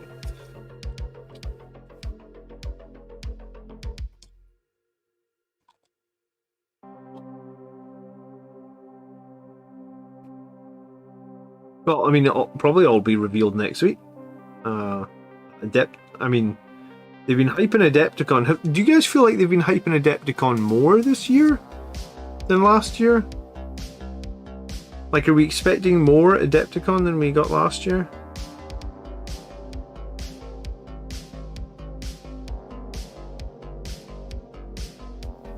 Because I feel like every time they hype these big reveal shows, we get like, I was gonna say like 2 or 3 units, like for 1 or 2 factions.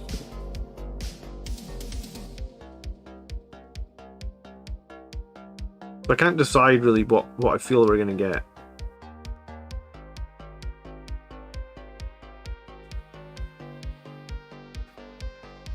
Alright.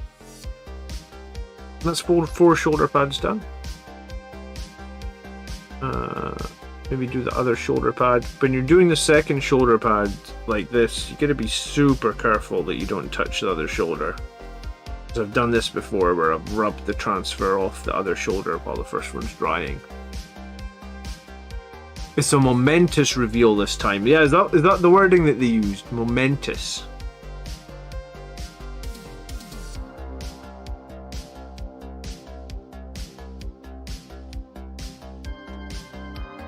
I mean, if it's momentous, is that 10th edition? Who knows? Who knows?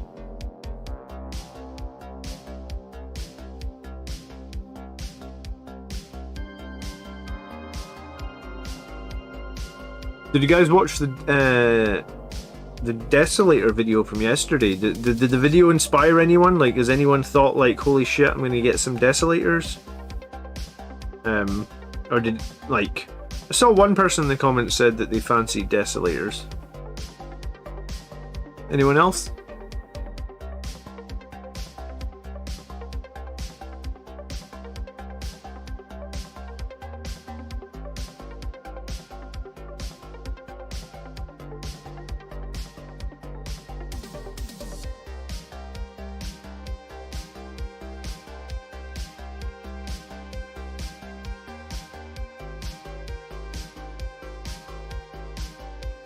I play 40k, not Gundam.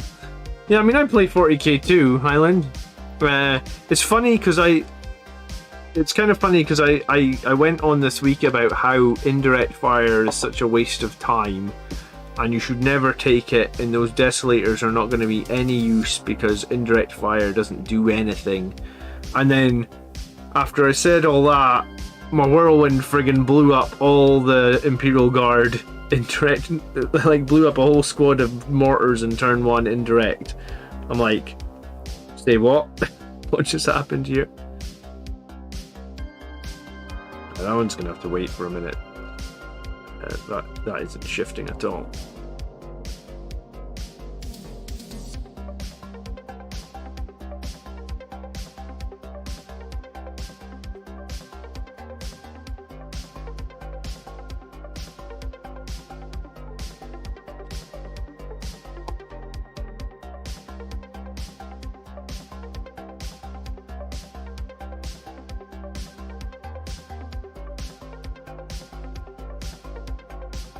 Moving? Yeah.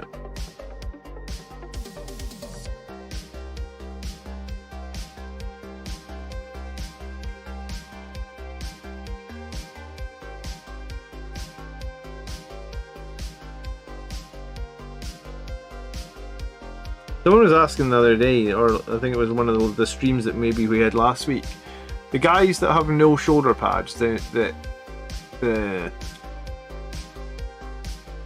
Incursors and Infiltrators, they look okay having no shoulder pads. Well, you can still fit like a blood drop thing on them and they're fine. I don't have a problem with them.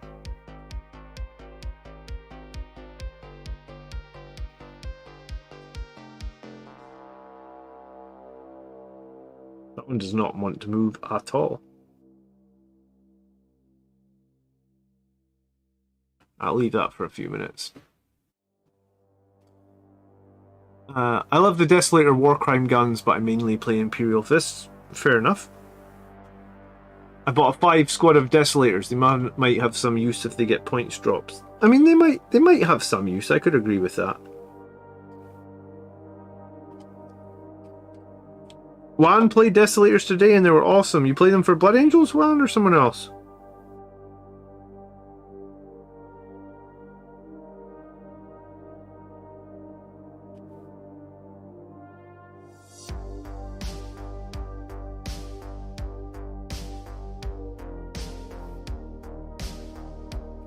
So I don't like how bright this yellow is compared to the helmets on these guys, personally. So what I tend to do is,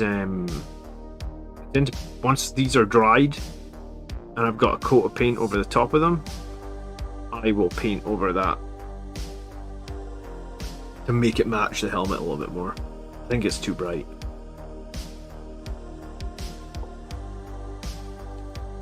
Oh, you played the Brutalis as well? Okay, so here's all the naysayers, all these people in chat that are like, I'm not buying it, and here's me saying I'm not running the Brutalis. One played it today, said the Brutalis is good, says the Desolators are good. Situationally, I think they probably both can be good. Thanks for sharing, dude.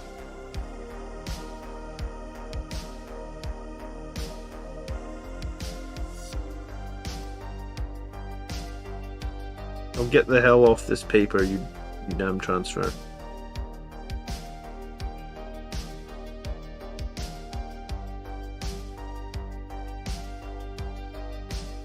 Sometimes they start coming off and then they go back on and they're like, nope, not moving now. Off. There we go.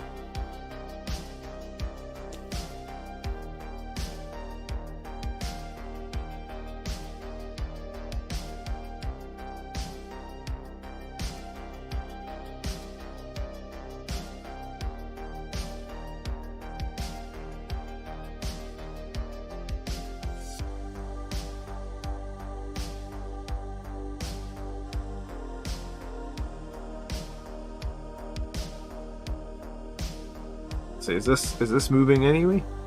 Oh, this is moving now. Cool. Alright, let's get this one on.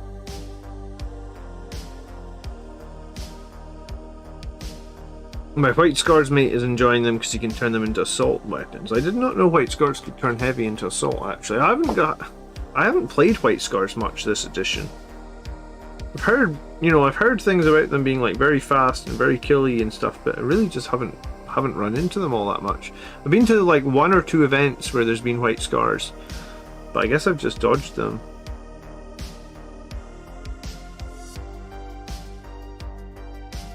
A bit more water on that.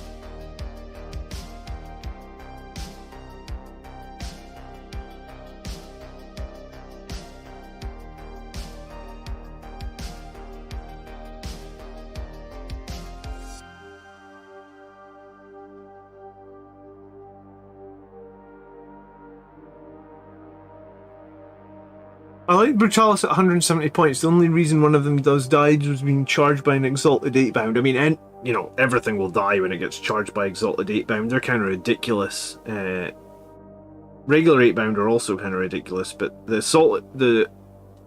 Exalted ones are kind of insane. Yeah, I mean, maybe the way to run the Brutalis is to keep it cheap and do it at 170 points. Did you reserve them, or did you just put them on the table?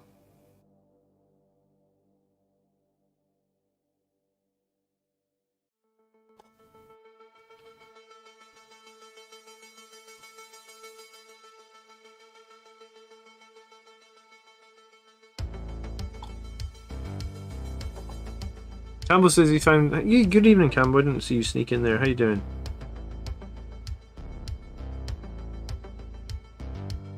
They need to make the Hammerfall bunker. I mean, the Hammerfall bunker at 100 points, Clint, sounds decent, right? But I think the problem I have with it is, like, it'll be very difficult to deploy it without giving up terrain in your DZ, probably. And, like, as Blood Angels, we need every piece of terrain in our DZ we can possibly have. The last thing we want to be doing is giving up some terrain in our DZ, so... I mean, at 100 points, it seems like it would be decent, right? Like, the firepower it can put out, and toughness 8 and the 14 wounds, but I also, can it hold, I don't think it can hold objectives, right? Correct me if I'm wrong on that. So if it can't hold objectives, then I think it's a weird one to have to play, or to use. Alright, I'm going to move on to something else while these transfers dry, because I really don't want to move any of them accidentally. So there we go. I've got shoulder transfers on this guy. This guy's shoulder transfer is in just one shoulder, and it's quite a big one, so I want to let that dry, because I think that if I don't let it dry, it'll move all over the place, and then I'm probably going to need to hit it with like a couple of coats of microsol to soften it up and get it to bend nicely onto that shoulder. So that's the plan for the sergeant. The other three seem fine. Again, these ones probably going to need to be hit with at least one coat of microsol, but I think with the transfers you can try and do too much too quickly, I feel like. So I'm just going to let all these guys dry. I'll hit them with microsol like when I get up in the morning, because it takes like 2 seconds to do a coat of microsol or something. So I'll hit them with a coat of microsol in the morning. Then I'll hit them, maybe if it needs it, I'll hit them with another coat of microsol like a couple hours later. And then once you're happy that they've like solidified onto the model, then you hit them with the micro set. And then I like to just do like a clear coat over the top of it at that point. So I'm not gonna mess with their knee pads right now. Not until the shoulders are dry, I feel like. I think I haven't crumpled any transfers, so I think the best thing to do is to not mess with them right now. Doesn't the bunker remain after? I mean, I assume that you pick it up off the board once it's destroyed. I don't remember reading any special rules that say it doesn't get removed when it gets destroyed, right?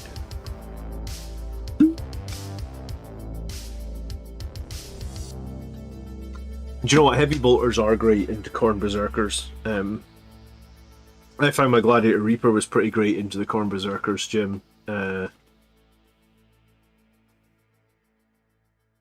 I started my wet palette yet? No. I'm useless, man. I am useless. The slowest painter you'll ever meet, and apparently I get new painting tools like a wet palette and I don't even bother to use it.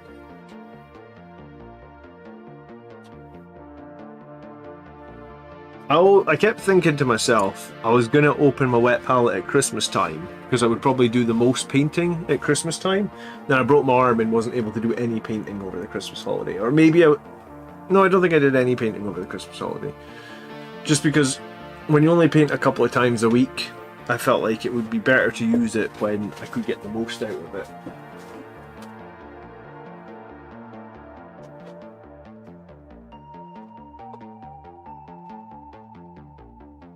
You know what I was thinking though, and this is like a really, I think it's a funny idea, but it's also a really stupid idea. So everybody, myself included now, because we're in like season 4 of whatever chapter approved. So like, I was looking the other day, like I've got the Nephilim book, I've got the what was before that? The Nachmund book. Before that was I don't even remember what book it was before that, but I've got all these millions of old chapter approved books now, like loads of them, right? I was thinking, and this might be really dumb, or it might be, I was thinking I'd make a YouTube video where I set all the old ones that I've got on fire,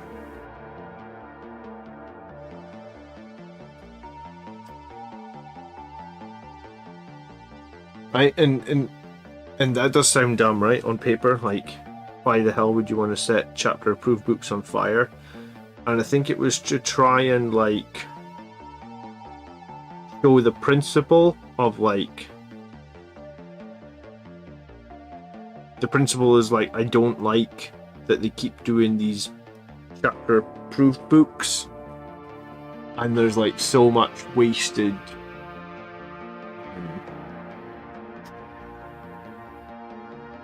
don't burn books, like, in general. Yeah, I mean, the point of it was to try and like cause, the point of me burning them would be to cause controversy, right? But the controversy is like in a, like, I don't know if I'm going to do it. I'm probably not going to do it. But the point is that like I could go, like, you know, I play with like 5 other people, like Brett, Kev, Miles, Gav. Who else I play with? All, you know, so if I went to all those guys and said, hey, have you got last season's chapter approved book? They're all going to have it. They're all going to have it sitting on a shelf if they've not already thrown it out. I was kind of thinking, like, to just basically say, like, these books that only last 6 months are, like, generally, like, a really bad thing. Not just for, like, the game, but also for the planet. Because, like, we try now in our household to not eat meat more than, like, twice a week, because, like, meat is supposed to be, like, really bad for the planet.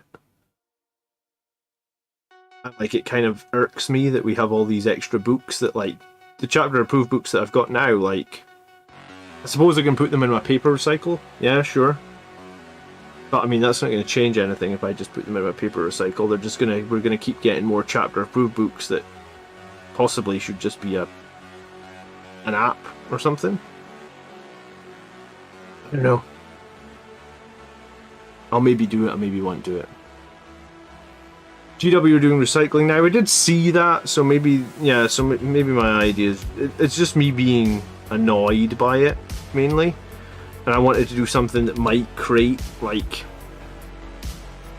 you know, if I did it, you'd get people like Frank's reaction, like, you son of a bitch, why are you burning books? And I was like, the only reason I'm burning books is to try and make people realize that, like, hey, we shouldn't be making these books that only last 3 months, 6 months. I mean, I only got my chapter approved book for the new season on like the 4th of March. So it's so that book for me is only going to last at maximum like 4 months. So, like, why are we cutting down trees? Not just like humans in general, you know, like, I have a daughter now and I really want the planet to be sustainable for her when she's older, and I'm pretty sure that it's not right now. So yeah, you know, like, the rebel in me was like, I want to burn everybody's chapter approved books and create a video about me burning them all and like get 100,000 views on it, and everyone will be like, hey, that dick is burning the books. But the point of me burning them is to just raise awareness. Same as like why people chain themselves to like banks and stuff, you know, so people can't go into the banks, where they're like, you know, this bank is doing bad practices that are causing greenhouse gases, or I don't know exactly why people chain themselves to buildings like that, but you know what happens, you see it on the news all the time. These people are upset about, like, you know, they're building more motorways, or they're building more airports, or they're building more runways, so they've decided that they're going to rebel against it. Yeah. Everyone should post them back en masse. I mean, yeah, I mean, we should probably all get on board with the recycling, right? Like, if Games Workshop are going to try and do recycling, and I noticed they're going to try and recycle old sprues, then that is great. Like, good for them. I'm pleased to hear about that. I'm really pleased to hear about that. But what I'm not pleased about is having a book that lasts 4 months. And I don't know how many, like, I don't know how many trees need cut down to make like 150 pages of paper. But the chapter approved is like it's a really bad example, actually, because like every chapter approved has the same like 20-30 pages of rules, right? Like, they're in every version, the rule section. It's just like, what a waste of fucking paper. And yeah, I mean,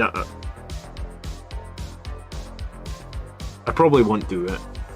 But I mean, I can just, I mean, anyone that knows me knows that I'm like brutally honest. I'll say exactly what I'm thinking. I'm almost too honest. So that's my honest opinion on it, is like, I hate that I hate that they make us buy a book that lasts like 4 months, and I worry that shit like that is gonna come back to bite the human race in the ass. Because we should never be cutting down products, cutting down trees, when we could do it on an app, or we could do it on a Google Doc. And if it's different, if it's like a new book with new rules or new codexes or new editions, but if it's like chapter approved where 30 pages of it are the same shit as last season, like you've got the page about, you know, I'll tell you.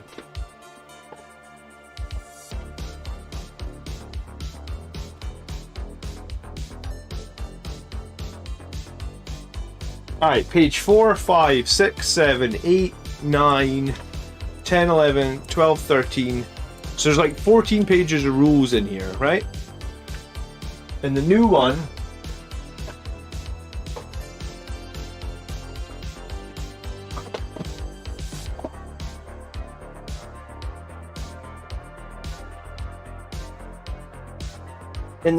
what hasn't changed from last time, right? Like all the pictures of the missions, none of that has changed. The basic rules goes from page 103 through to page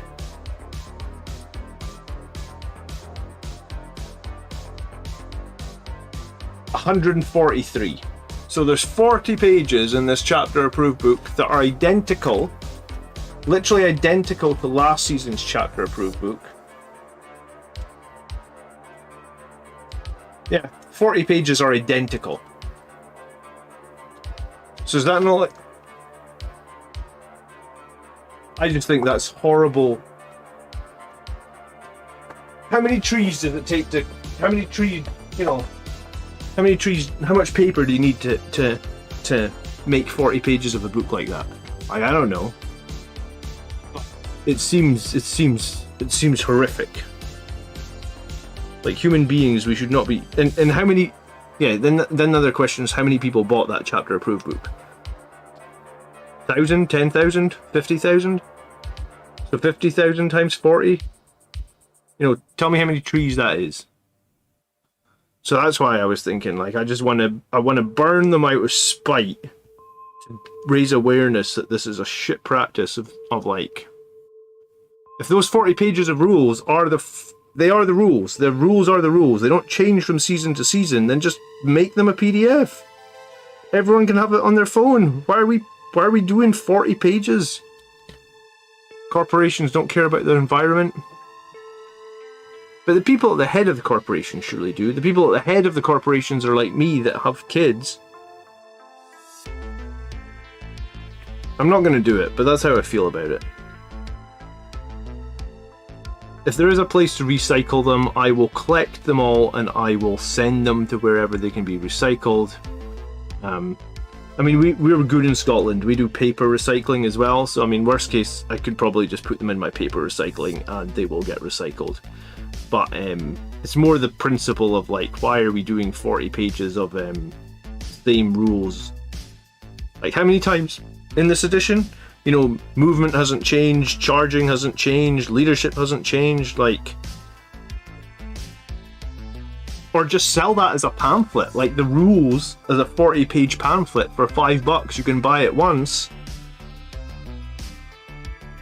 I don't know.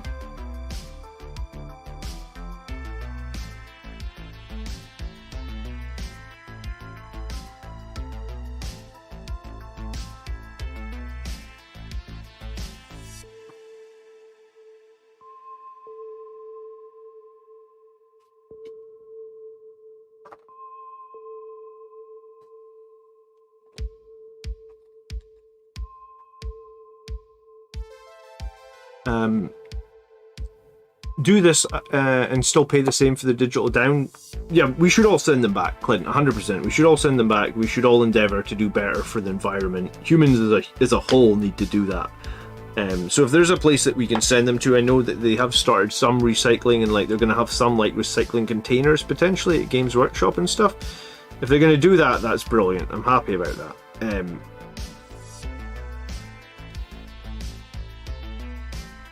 I think they're going to recycle old paint pots and old sprues, which is cool.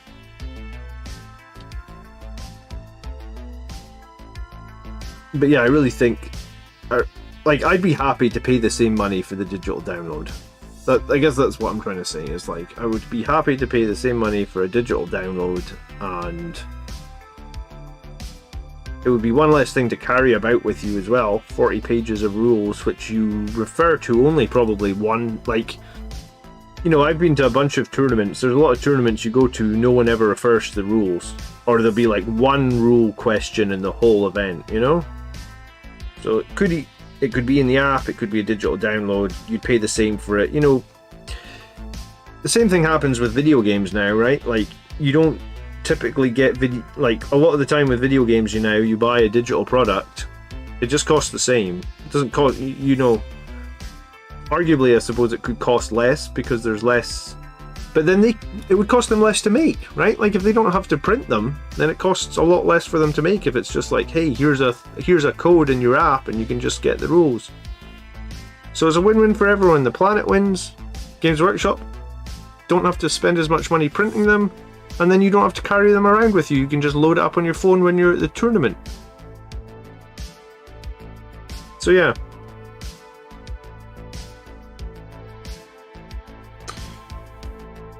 Include the rules in Warhammer Plus. Yeah, another reason to subscribe to Warhammer Plus. There you go. I mean, some people would be upset about that, so you should probably just have you should probably just be able to buy them as well, so you don't have to subscribe. But,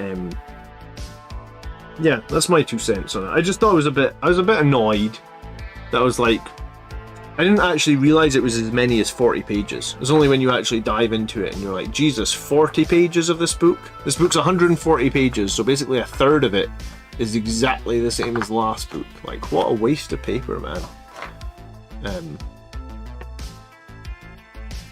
I would get Warhammer Plus sub if all the rules and codexes were on it. Well, I think I would do that as well, Highline Phoenix, and arguably Games Workshop would get more money out of me that way, right? Because, like, if we go back to this edition, like, this edition has been out for 3 years. I have 3 codexes.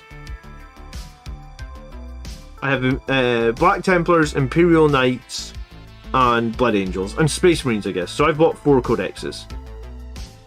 So that's like, what? Like £30 a codex, £120 over 3 years?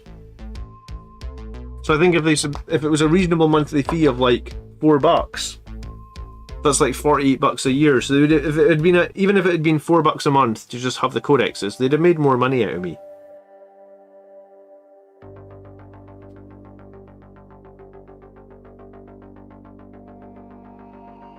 Alright, I'm just going to paint for like 5 more minutes. I am sorry for getting way off tangent. I don't mean to be negative or nasty about anything. I'm just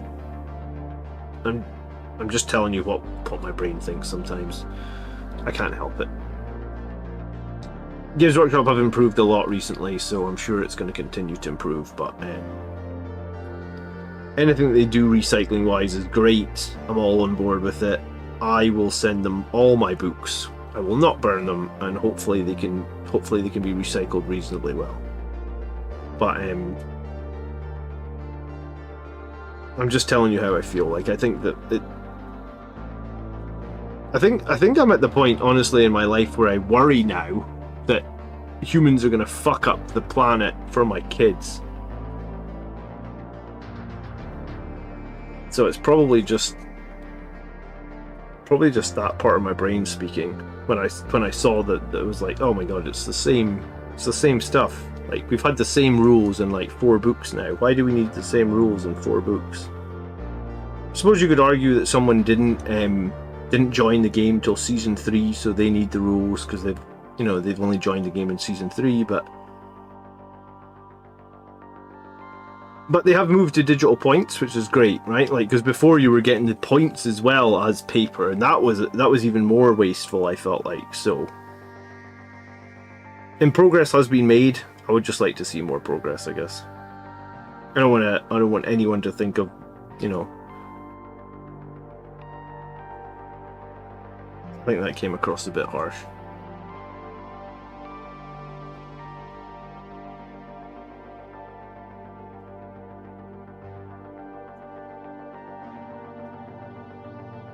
There's nothing negative about pointing out stuff that needs to be fixed. Thanks, Felix. I don't want to get anyone. I don't want anyone to think of like I'm trying to bash anyone or.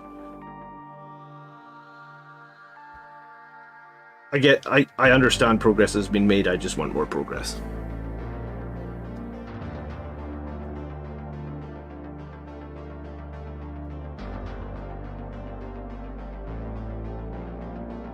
But yeah, so when I recycle my books, I'm gonna look them out because I don't need them taking up space in my house. But when I recycle them all, maybe I'll try and like grab some from my other friends and be like, give me all your old chapter approved, and we'll get them all recycled. So I'm sure a lot of people are sitting on old books that they don't need rules wise that could be recycled. So maybe I can make a much more positive video about recycling my Warhammer books than burning them. That's usually, you know what? That's usually what happens. Is I come into the channel with a very angry. I speak to you guys talk me into some sense, and then we end up with something way more positive than my negative. So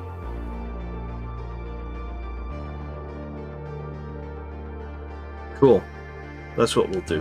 We'll make it something positive. There's enough negativity in the world anyway.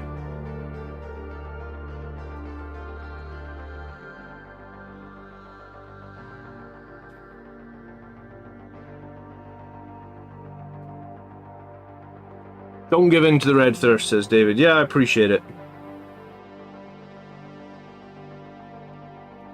It's easy to get hung up and upset about something, isn't it?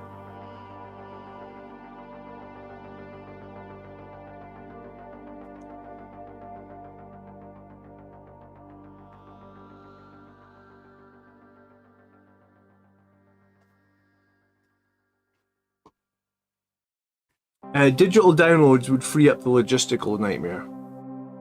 How long did you wait for your copy of the new book? Yeah, I did wait like 2 months for my copy of the new book, which was really annoying. I'm all for digital downloads as well, by the way. And I do actually quite like paper books. Like, I genuinely like paper books. I think the thing that annoyed me was like paper books where I've bought the same 200 pages 5 times, or I've bought the same 40 pages 5 times, so in total that's like 200 wasted pages of whatever.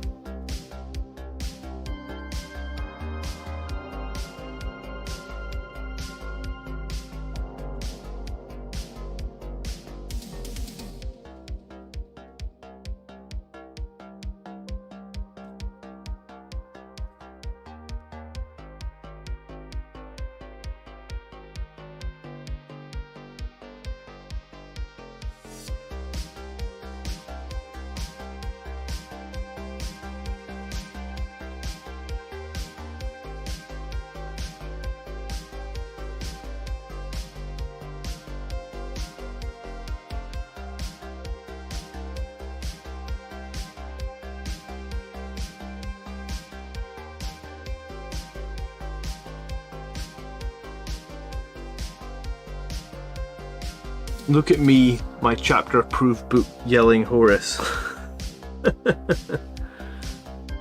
Horus. Do you think we'll ever get a TV show where we get like the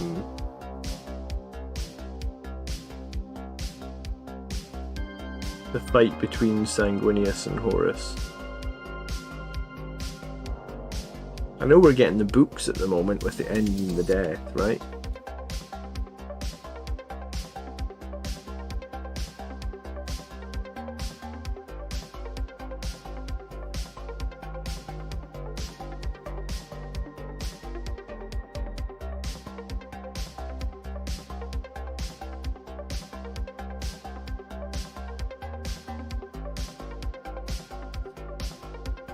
You saw a few glimpses in Angels of Death. We did see a few glimpses of Angels of Death. I actually really enjoyed Angels of Death. That was one of the best things on Warhammer Plus for me, was the Angels of Death stuff.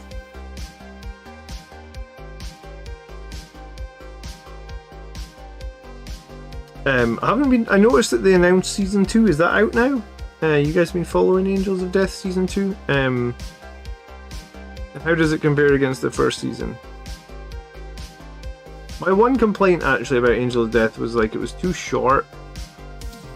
I already think that like those Disney Plus shows are too short. You know, when you get like a half-an-hour show of like The Mandalorian and you're like, wow, this show is too short. That's what I felt with season 1 of Angels of Death. I liked it, but I just wish that the episodes were a bit longer. Or maybe just the show in general had been a bit longer.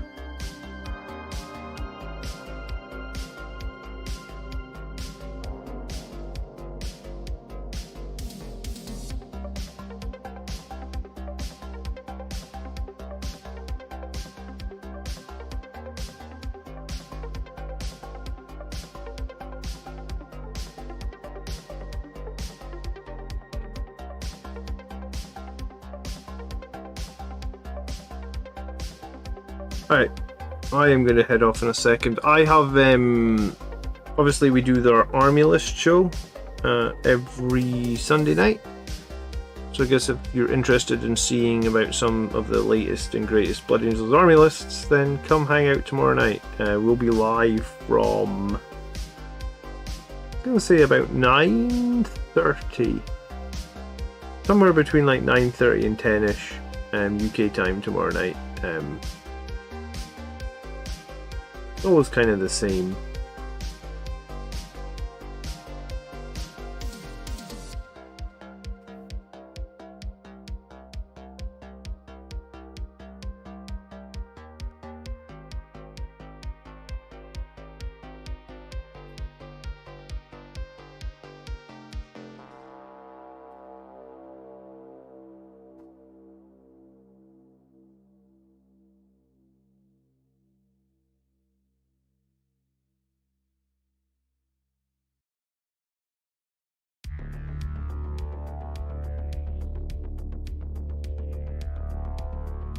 Robo Gilliman's looking good. He's got a lot to go, right? Like, I feel like I barely even started on this model actually, because there's so many like fine details and stuff, and then there's the base as well. But I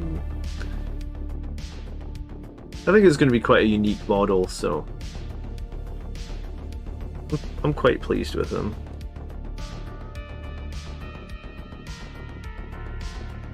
I keep getting a lot of enjoyment out of him in games as well, and there's something to be said about if you're getting enjoyment out of the games, then that's half the battle, right?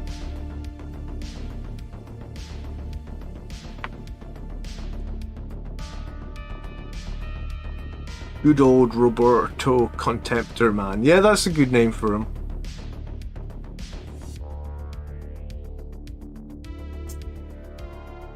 Yeah, maybe what we need in 10th edition is like a tiny small rulebook we can all buy once for like 8 or 10 quid, and maybe there's even a digital version of that small rulebook.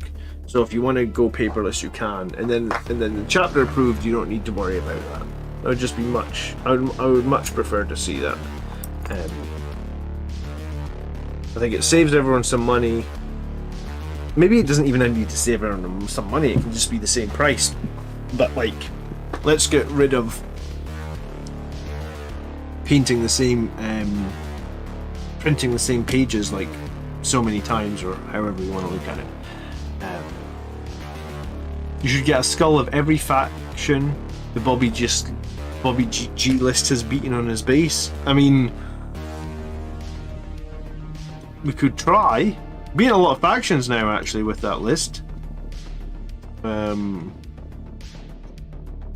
Colin's wanting a game against Death Guard, and Kev's wanting a game against Eldar against Roboto. So a few more games coming up. Definitely. I think I'm going to do maybe Eldar this week and maybe Death Guard, or maybe Colin's wanting to run Zinj Demons. I actually don't know. But cool. Thanks for hanging out tonight, guys. I hope you did enjoy the stream. Please hit the like button before you take off. We'll be live again tomorrow, obviously, and then I think something live on Wednesday, yeah, for sure. and Bobby G will be back. And I've almost... assuming that I can finish that squad of Incursors tomorrow, then I finish my first squad of the year. It's probably my first squad in 6 months. That's a little bit embarrassing. But, hey, I did have a broken arm, so... enjoy your rest of your weekend. I will see some of you guys tomorrow. Thanks so much for watching. Have a great evening. Talk to you guys later. Peace.